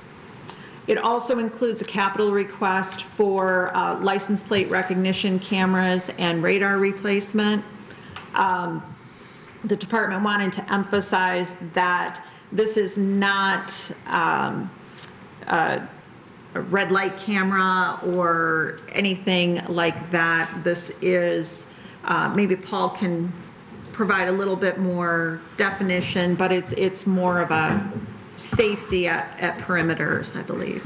It is. I think it's a static type of camera. There's other neighboring communities that are using that type of technology. So if there's a stolen vehicle, they can detect that sooner through the use of those type of cameras. But Deborah is right that it would identify those type of vehicles. Stolen vehicles is a prime example, or where you get these Amber Alerts where it says to look for a certain vehicle because of those circumstances. So it would aid them in obtaining that information sooner. But this would not be deployed in intersections where someone would receive a ticket for going through a red light. It's I don't believe that's even legal in Michigan. No. It is in some states, but it isn't here. But this LPR, the license plate recognition system, is being deployed much more in law enforcement. It's more of a standard type of piece of equipment. So, Commissioner DeBuck? Are there policies governing its use, or it's strategically deployed in specific cases, or in whatever the department might identify as it being a useful tool? yeah, so I would defer to the chief on that, but I will tell you that what he is going through that is becoming really the higher standard for police departments is going through accreditation. And that would govern policies like that. So it wouldn't be, and I think since where you're going with that is offsetting of someone's personal privacy and Yeah, we don't want to be Big Brother. Correct. So it's not in that context, but things that are proper usage that would hold up to the scrutiny, because accreditation is a considerable process, and those law enforcement agencies that have reached that status, they're less apt to have the problems like the larger cities that you hear of that are infringing on citizens' civil rights and the like. So I understand what you're saying, and kind of at a very, very high level answering that question, but I think it's worthwhile exploring that to have the chief answer that question on the LPRs. And so. And when it comes to us, we can budget, but when it comes to us, I think we're going to need to have exactly all of those things that you said in detail, so we understand. Right. Okay. Right, it's one thing to buy it, it's another thing to how are we using it? And Right. what's the public benefit? No, that's fair. No. Because we've seen how plate recognition has had sometimes an adverse effect on community perceptions. We're a little bit shy. Yeah. No. It also reminds me of a lot of movies, like the Bourne movies, et cetera, where they track you. I'm under the presumption nobody cares what I do. Nobody wants to track Nobody me. does care what you do. It'd be like, you're boring. So just moving on, within the fire budget, there is a capital request to do some upgrades to Fire Station 1, including remodeling the entrance and window replacement there. In the ambulance, there is an 11% increase in medical billing services anticipated. We have included in here software and training for the directed emergency medical dispatch. That is not a person, that is a software that our current dispatchers will be able to use to better serve the community when there are medical emergencies. Vehicle costs on the ambulances are going up. And there is a new ambulance in the budget for replacement. Question. Thank you. So just a handful of questions on the ambulance here, the ambulance cost center. Do we anticipate increasing our fees for billing to match the increase in billing cost? We, I will provide you with more information on that. My understanding is there are certain guidelines on what we are able to bill and what insurance companies will cover. We are regularly looking at those fees and adjusting them to the latest standards. We may not be able to increase that 11% that you see, though, and actually recover it from the insurance companies. Okay. And then with the new ambulance, is this replacing a functional ambulance? Is it its end of life? Do we know anything about which ambulance is being replaced here? We don't, but there's a salvage value of that, and when that is sold at auction, then those dollars are retained into the motor pool fund. So this is an allocation. I believe that the way that the cash flow works is that they're receiving this, but it's paid for out of the motor pool fund. Now, what is the net amount?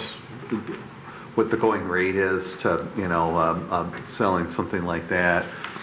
Who knows if it's a third or whatever that is. So the other item I want to mention on these larger pieces of equipment, especially the specialized public safety, we could have this in the budget for this year and may not receive it during the fiscal year.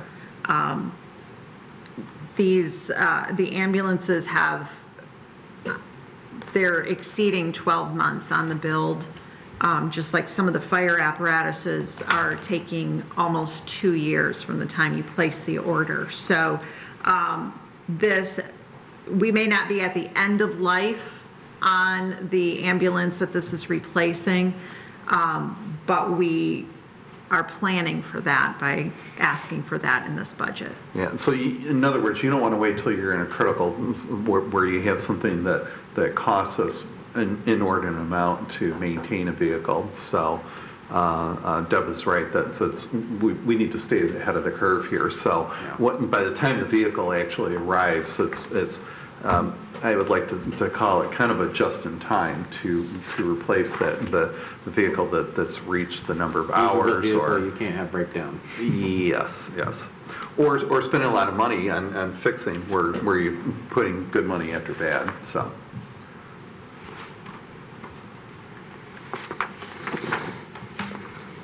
All right, and then moving on to this slide that we were referencing earlier. This is showing the general fund and the public safety fund combined.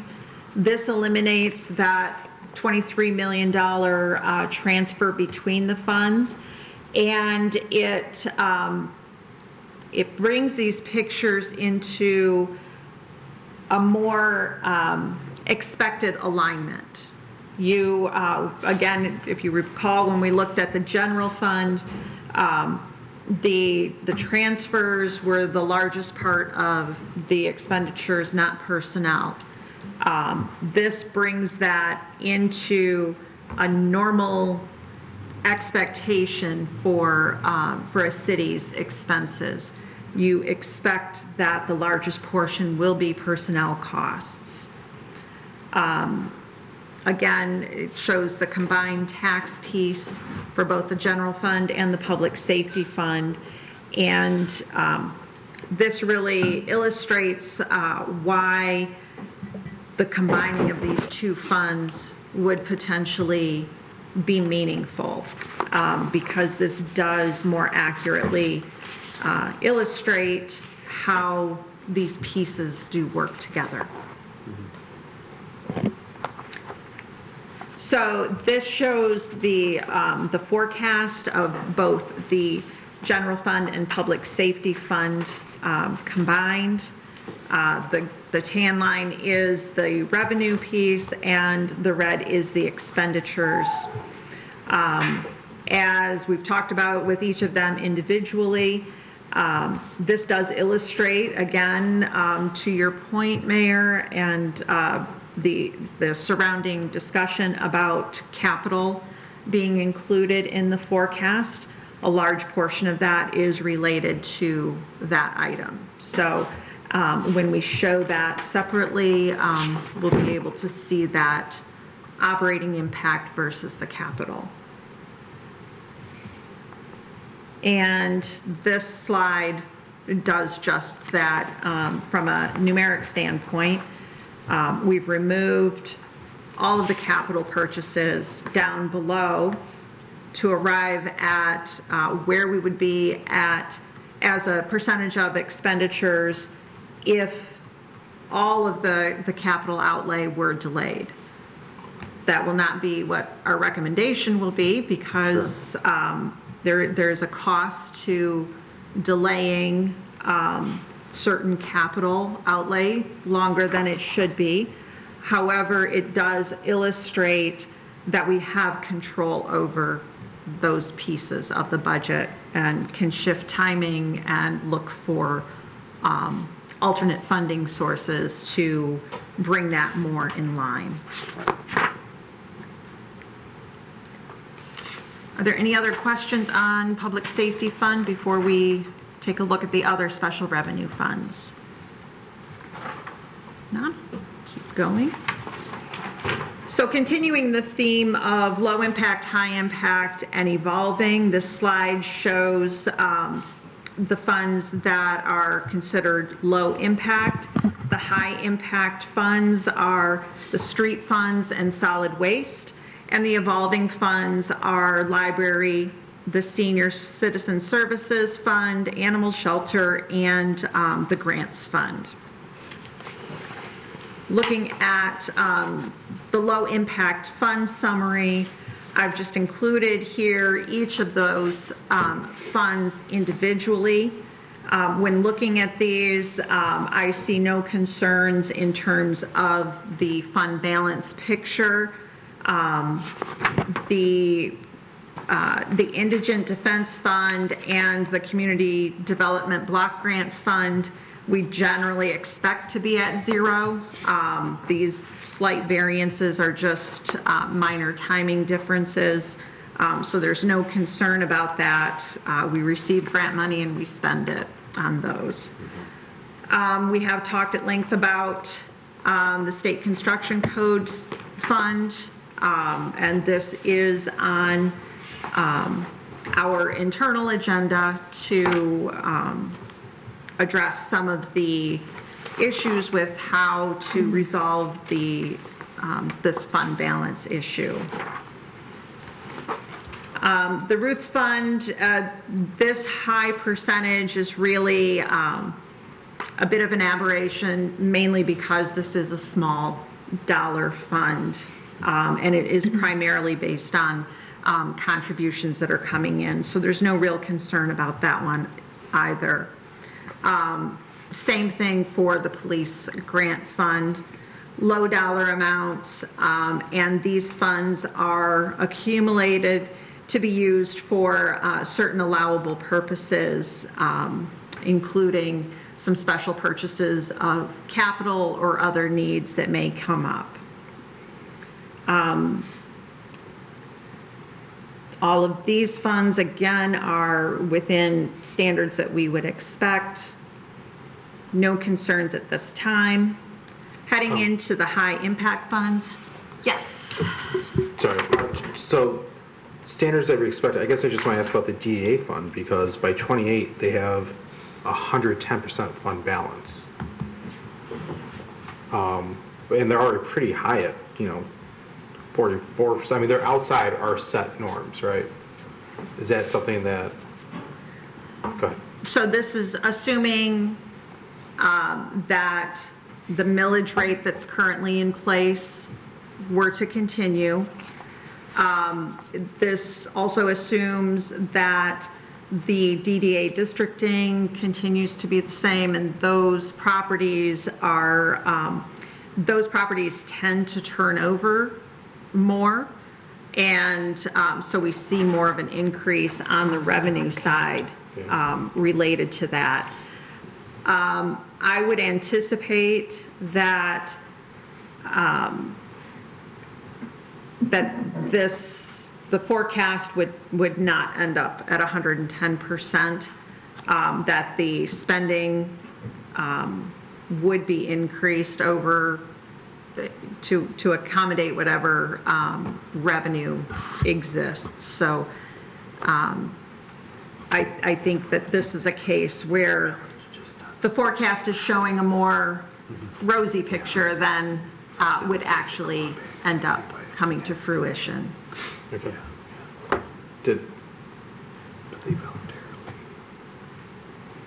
If you guys want to talk about DDA, I was going to move on, but if you guys want to talk about that. Commissioner Glick? Yeah. I'm just curious, are there, in the CIP, are there projects that are within the DDA that are slated to be funded by the DDA? That is a very good question.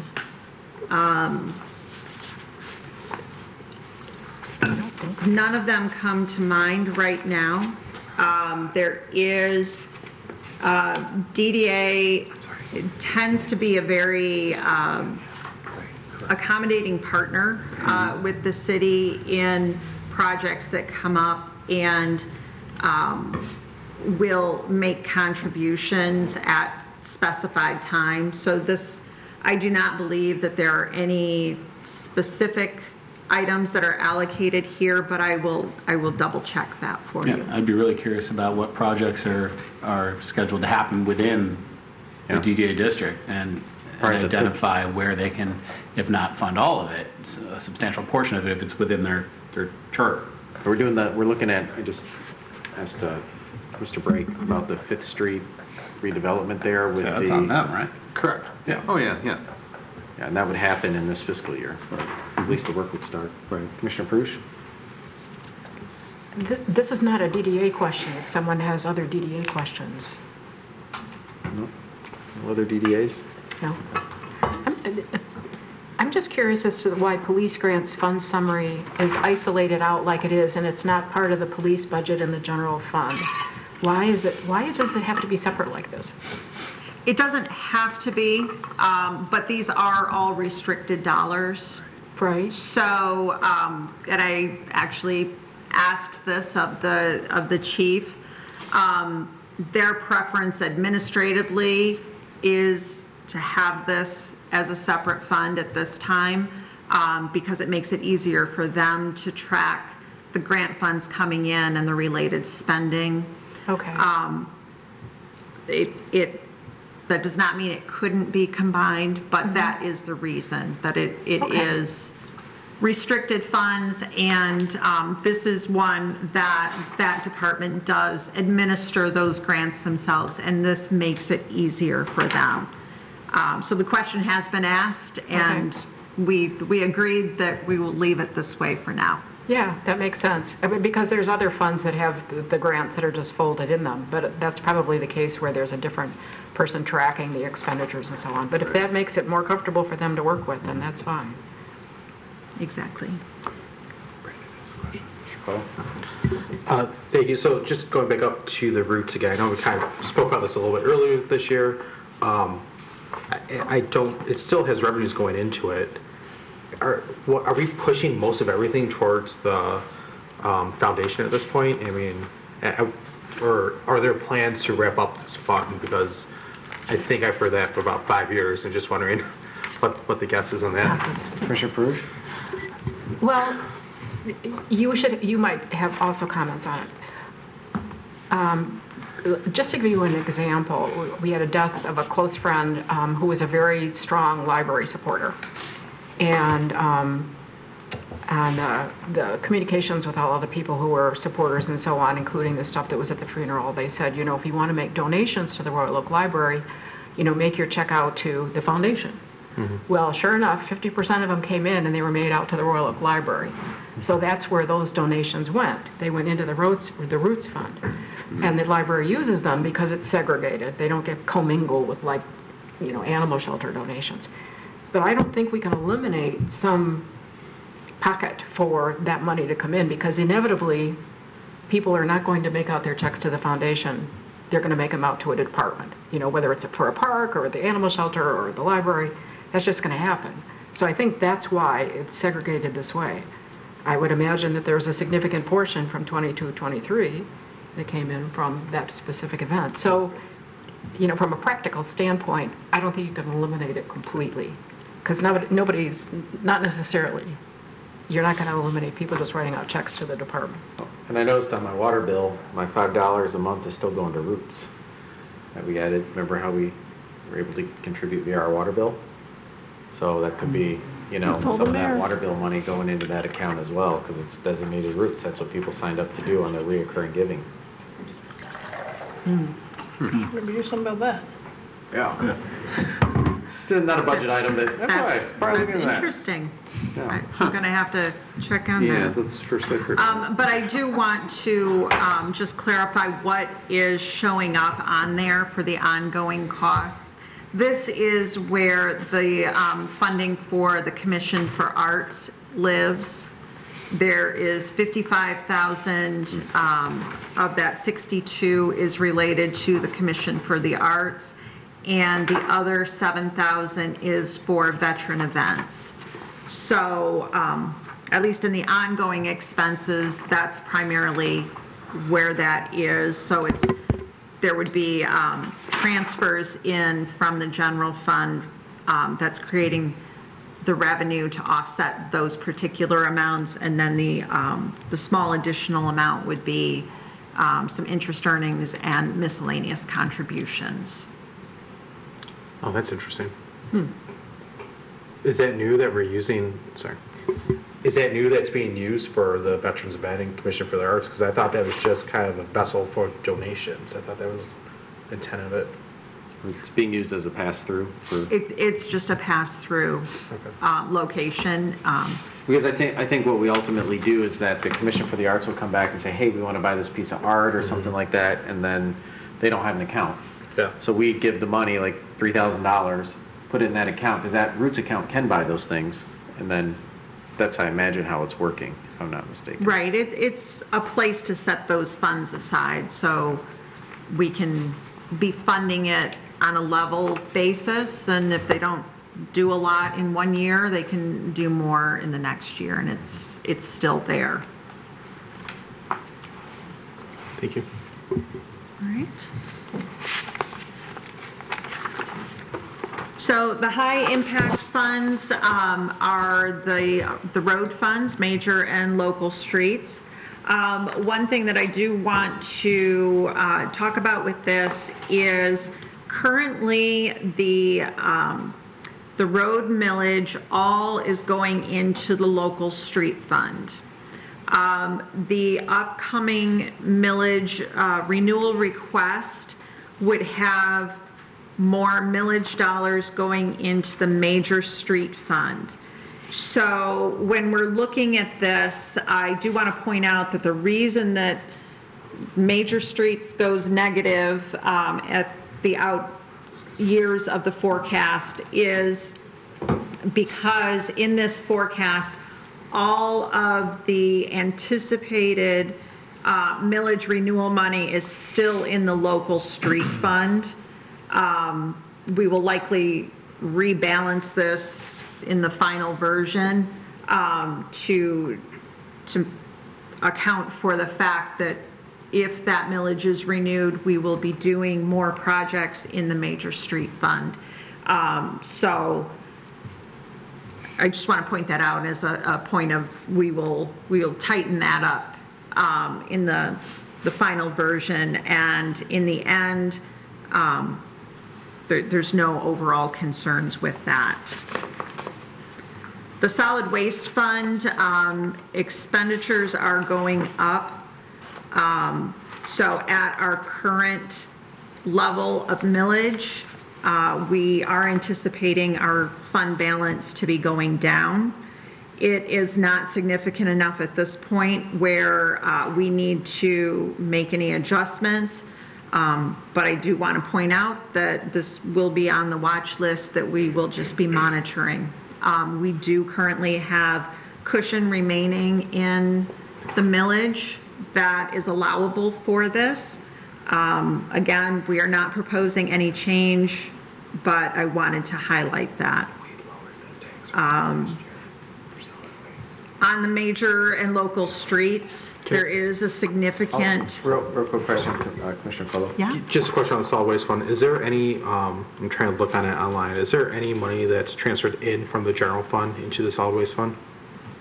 In from the general fund? The subsidized solid waste, no. Oh, yeah. No. Okay. No, we're lowering the rate. We've been lowering it over the last couple of years. We've had a balance in there. Yeah. Yeah, there was a sizable fund balance, and we lowered the, We bought some trash cans with it. I had a question. Some of the trash cans that maybe Commissioner Macy didn't Oh, want. I'm so mad about this. No, but not those trash cans, but I do have a question because, so we got all residents a trash can. correct. And my understanding was that when we were talking about that, I mean, there's many, many reasons to have done that, but one of them I understood was that it would make it easier for soccer, and I thought that their rates were actually, I thought it was going to be, not that we would recoup all of the money we invested in that, but that we were making this large investment, and then it would be less payout to soccer, and I'm so confused now as to why it seems like their costs are going up. I would attribute a lot of that, what's called a fuel surcharge. Fuel and labor. And so they did go through a couple of increases when gasoline prices go up, and then they have the ability through their contract that they can adjust that accordingly. So there might be some operational savings, but just the cost of fuel alone, I would say, is attributable to the increase to the trash pickup. Okay, I mean, Yeah. fair enough. It seems to me a lot of times we sign on to something and we're told this is what's going to happen, like we're going to invest this, and then later on we're going to recoup some of this, and it never seems like it happens. I know, but if all things were static, you probably would see that savings, but that's just, that's Well, it would be unfortunately worse the off than reality. it is right now. Yeah. Yeah, so Yeah. we are seeing the savings if there are some, it's just being offset. Right. Commissioner Perush? Right. Maybe, but we don't know Yeah. for sure. I just know from dealing with environmental situations and so on and so forth, that landfill costs are also going way up, that are Fees. above the rate of inflation, way above the rate of We burn inflation. our trash. And just with my, Not all of it.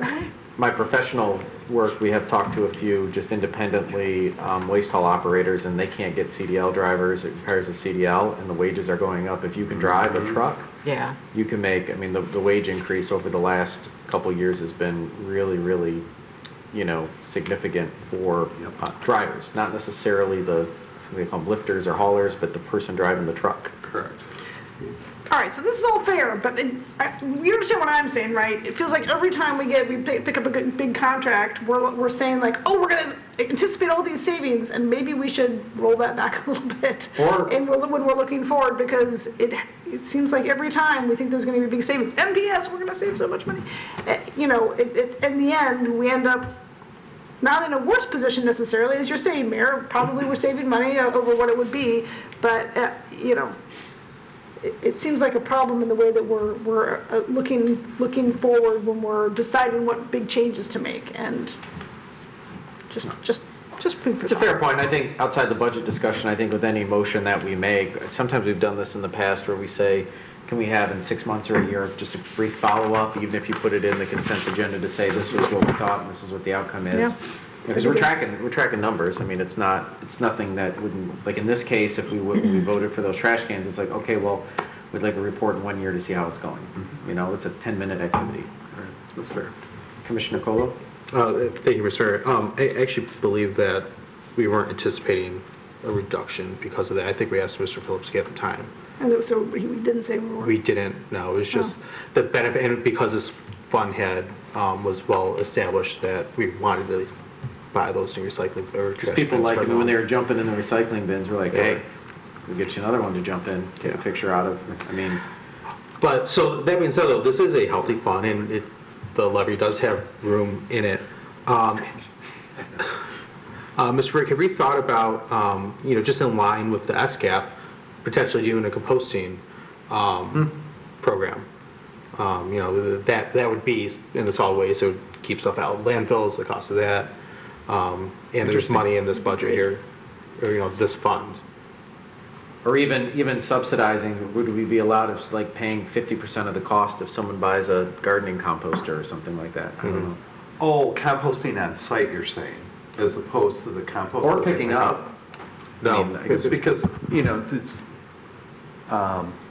So am I misunderstanding? Because, GFL does pick up the if They you- pick up yard waste. I'm talking about like food scraps and, okay. All right, that type of, Which, by the way, you can put a lot of food scraps into the yard waste, like banana peels and, Yeah. I gotta watch my recycling raccoons video again. yeah. I mean, it is literally I think you're right. the yeah. same as lawn waste. Yeah, they Right, told us that a while ago. yeah. But I mean, you can't put anything that's been cooked. Nothing stinky, but Or if I put like why would I not be able to put my corn? but there are separate programs, right? There are communities that have separate programs where you can, Oh, husks, food waste and yes. whatnot. It's something to look into. Yeah. Yeah. Okay. There's definitely more robust food waste. And some Yeah, of the and I think a lot of communities people have the home composters for cooked food too, even, you Right. know what I mean? Right, And that right. might be interesting to offer just say, hey, here's a composter that the city sells at a discount. We've negotiated a deal with this vendor and, That'd be great. we'll give it to you at a discount. Something There's like so that. many services that offer that. There's Motown that offers, they come to your home, they pick it up. It'd be nice to have something in the city where you don't have to actually pay for an out-of-city Right. company to come in and. Then we have to balance it too, like if only every 10th house does it, then you're burning fuel to go get somebody's compost, so there's always a Or even a trade-off. dedicated space for it. Yeah. To take it. Actually, yeah, that's not a bad idea either. Okay, people come pick up the dog waste in our backyards. That's, I think that should be paid out of this. Okay. Might be interesting just to see if there's a little, we could always, but I guess we wouldn't be able to go back and do that as an amendment. We would have to, you can't change the millage rate once you issue it. So There's probably enough in it this year, though. I to mean, test something out, to test a program. yeah, Yeah. that we can recover future years. I don't mind that idea. It would be a good thing to explore. Yeah. And because I think it will take some time to research. I'm not aware of a lot of communities that do composting on a wide scale beyond the yard waste collection. So it may take some more time to research options than. That's why we're a leader in environmental activism here in Royal Oak. Well, also too, in Germany, they actually have like 5 different bins. You gotta really know your German to put the right thing in the right bin.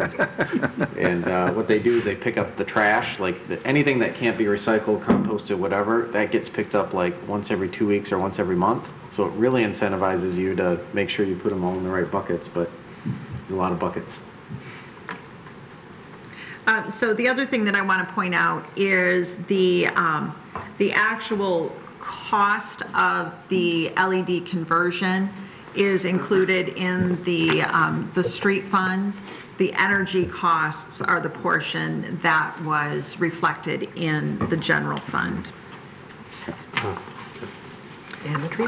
Looking at the evolving funds, the library is shown, again, this reflects the newly renewed millage up to the 1 mil rate. The Senior Citizen Services Fund, this reflects the new millage rate, and the Animal Shelter Fund does not currently have more included in it related to the relocation of the animal shelter than just the initial exploratory soft costs. So as that project is explored more fully, there would potentially be budget amendments related to that. And then the grants fund right now is still showing all of the ARPA dollars in here. Those, of course, will be dispersed. This is just a bit of an aberration from an accounting perspective right now. Let's see if there are any other highlights. The library is requesting 2 full-time positions, a librarian and an administrative assistant. There is a 25% increase in library materials and some capital projects to waterproof the boiler room and do some other repairs. For the senior services, there is the new millage that we have begun collecting and some improvements to the facilities there.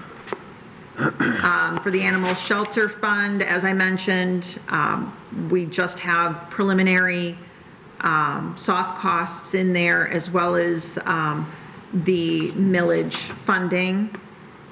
And again, ARPA is the primary source of the balance in the miscellaneous grants fund. Mr. Mayor?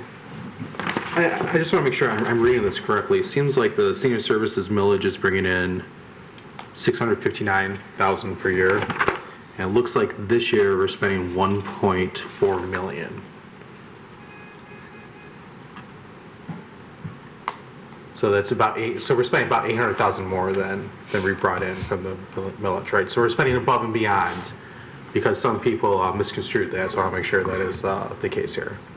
So a portion of what's included in the senior fund is programs for seniors, trips that are taken where there are offsetting user fees that are charged, and the program costs. So yes, there is funding from other sources beyond the millage. Yeah, so that's their total operating cost. Yeah. Commissioner Perush? I guess this is a follow-up question to that, because when it says that essentially what the new millage does is replace what was transferred in from the general fund, it seems to suggest that even though we passed an additional millage, we're not getting anything extra. And I know that there are other funds that are coming in, as Commissioner Colo just pointed out, but it just seems that, and I also know that if we get some additional staff, there's going to be additional ways that we can take the millage money and turn it into enhancements to various programs like transportation and so on and so forth. And that's going to be an ongoing basis as we get a handle more specifically on the older person study that we just completed and how we want to implement that and the priorities and so on.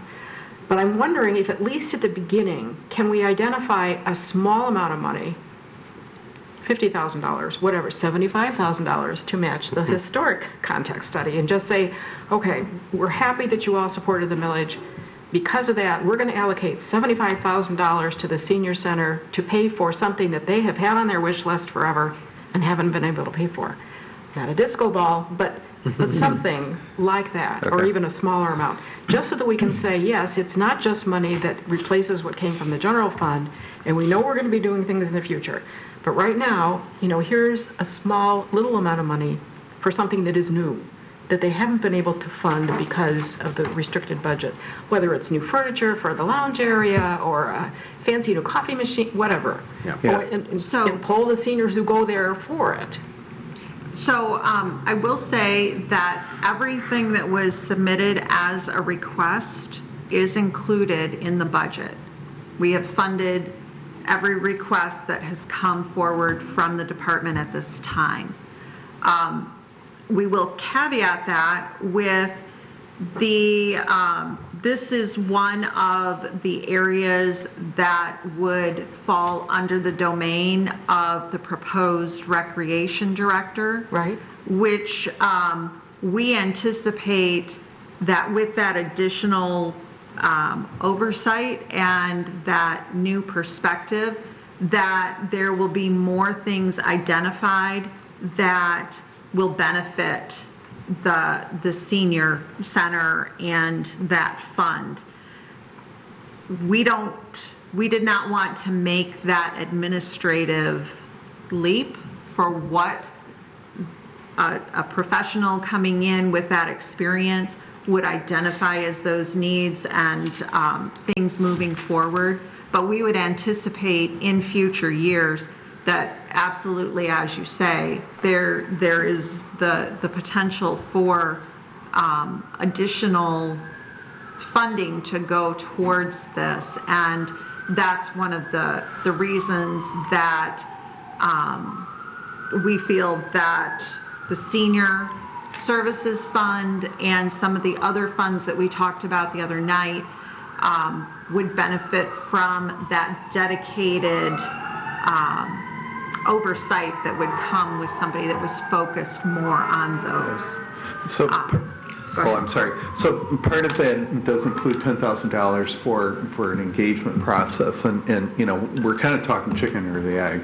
And so once we know fully the context of what the need is out there, certainly in future year budgets, I mean, we will include that in there. But with that being said, I mean, if there was something that for whatever reason was left out, I'm willing to go back through and you know, make sure if there was something that was asked for in previous years and just gave up on it, you know, that we should be considering.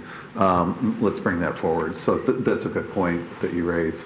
Yeah, I think So- maybe between now and when we actually adopt this, if somebody could do that and see if there is some little item Yeah, I will.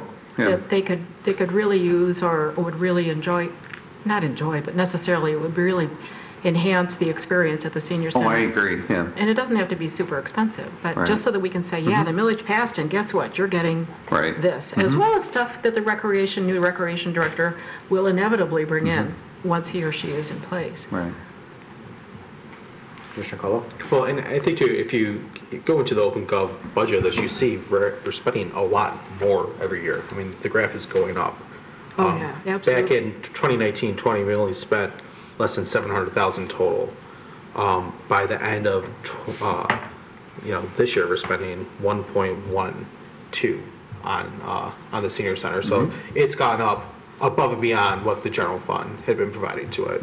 And, you know, the grants and stuff, those other revenue sources seem to be about holding tight the charges, the fees, but the amount of money we're spending has increased pretty substantially, thanks to the Citizens Rello. Commissioner Bruce? But keep in mind that one of the reasons that it was so flat and so low in those years of 2019, 2020 was COVID. The senior center was closed, so nobody was paying for roses, they weren't paying for anything. There were none of those additional fees coming in. Now all of a sudden we're kind of back to normal, so the fees for all of the activities that they used to pay for that they couldn't because they were all home is coming back to a normal rate. So we've had a significant dip, which is not reflected in the charts because it doesn't go back that far. But now we're coming back up to where it should be because seniors are again being able to engage with the programs at the center for the first time in a period of years. I'll even add that as the seniors become more of our percentage of our population, that, you know, that spending needs to continue to grow with the growing demand based on just not just an aging population, but a disproportionate amount of people that are finding themselves into that age group that would use the senior center and the activities associated with it. Okay.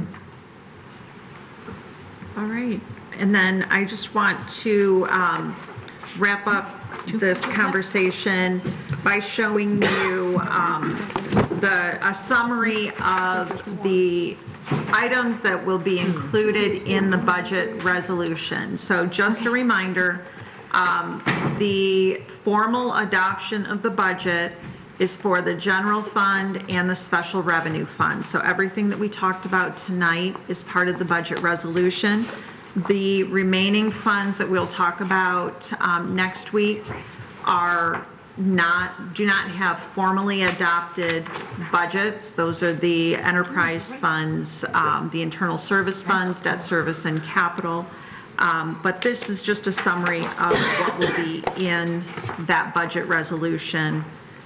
And just real quick, going back to that, I mean, Yeah. just for clarity, you know, people pick up a slide. It's a good slide, but that 11 million is not just like going in the hole. We have surpluses and other funds that we're spending down as planned. Exactly. That can only be used in those funds. You know Use what I of mean? fund balance is not in and of itself a negative thing. Sometimes we accumulate funds To pay for projects to that we pay for plan. projects that are sizable and that is self-financing. Right. So planned use of fund balance is perfectly acceptable in responsible budgeting. Yeah, we may be accruing in a fund knowing that, there's a capital improvement we have to do, and then it's included in the plan. Exactly. And then just the side-by-side. And we had a brief conversation on Monday about the ARPA being included. And I do concur that the spending that's included in here would not necessarily all be included if we did not receive those ARPA dollars. So, so that is a good point. Do we have any anticipation if the infrastructure stuff does come through, when we anticipate that to be impacting our budget? As soon as we know something, we will be able to plan for it. Okay. But at this point, we do not have anything built in. And I know we put with the state too, because I was involved in that with their state reps, recommendations that we could use help from the state with to some things that might be overlapped in here, as well as our Congresswoman Stevens has also gotten some information from us as far as, so we may have, I don't say windfalls, but definitely none of this budget includes any of those, federal or state funding sources that may come in and assist Correct. with our plans. Correct. With a very few exceptions, primarily related to the police grants that are pretty much regularly funded. We do not include grants or other things that until we know that we've received them. Sure. CDBG is in here though, right? CDBG is one of those exceptions. Yeah. So when we're applying for grants for special purposes, like the historical context study, for instance, we don't assume, and the reason for that is if we are going to move forward with it, whether we get the grant funds or not, then, that's one thing. But if we assume that we're going to get grant revenue and base the rest of our budget on that being part of revenue, and we don't track that expense, we potentially are going to cut ourselves short. So we are conservative when it comes to grants. Until we get that award letter, we don't include it, except for the ones that we know we meet the ongoing requirements for. So you'll see it for MIDC, for CDBG, and for the police grants. So you mentioned MIDC, there's another court grant too, isn't there? Indigenous Through the defense. state, That is yes. Indigenous defense.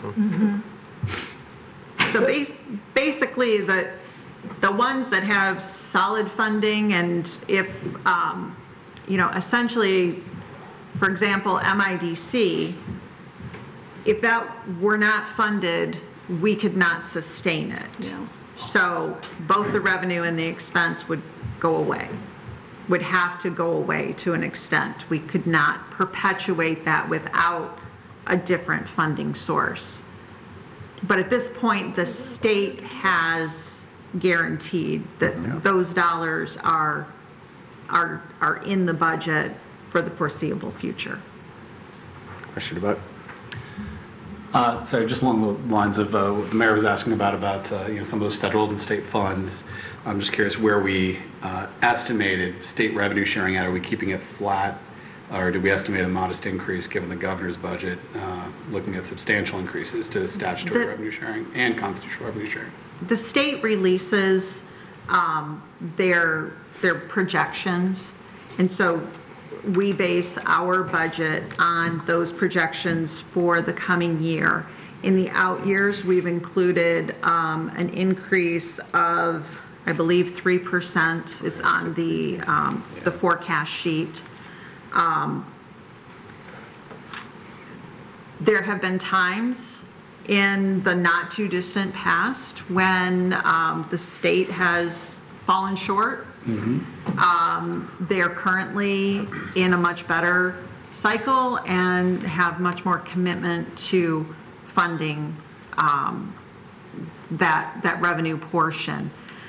It's just like anything else. It's, we have $3 million of interest revenue in this budget, and if things tank, we need to adjust the forecast. So likewise, if there's a change in the economy that will impact that state shared revenue, we will have to adjust that. But right now, we're taking the approach that those funds will continue to come in.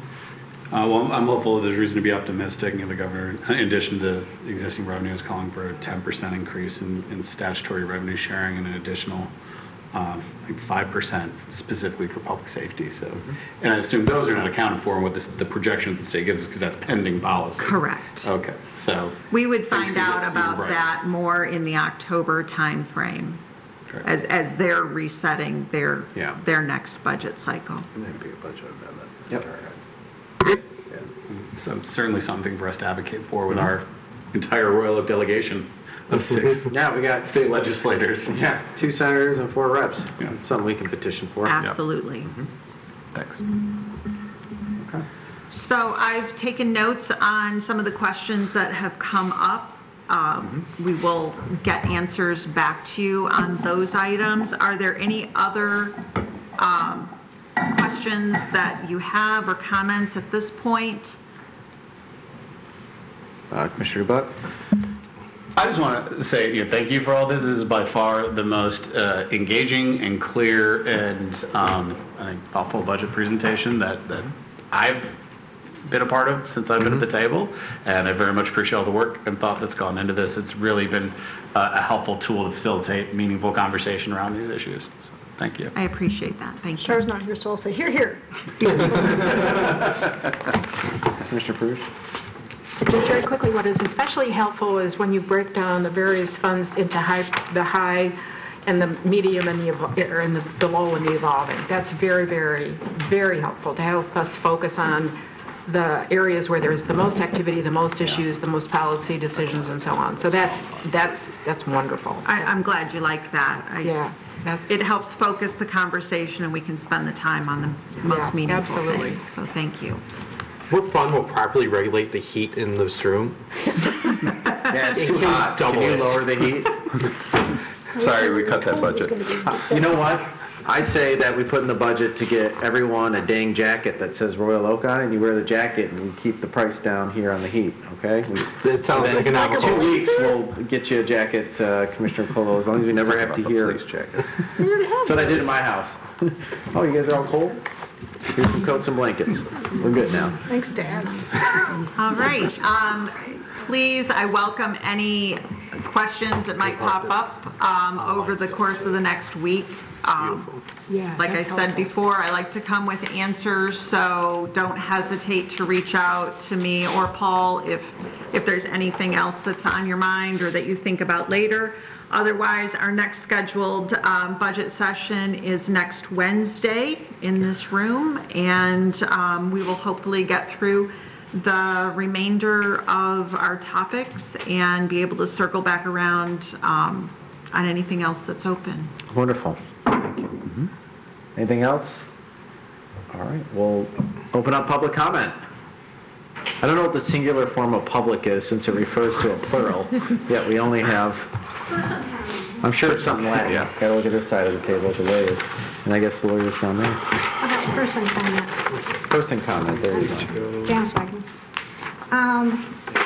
First, I have a question. How many part-time employees do we have? Because looking in the budget, I see in 2022, Royal Oak was the 3rd largest employer in the city of Royal Oak after schools and Beaumont. And it showed over 500, and we're only showing like 300, well, less than 400 employees. So I'm wondering how we capture that.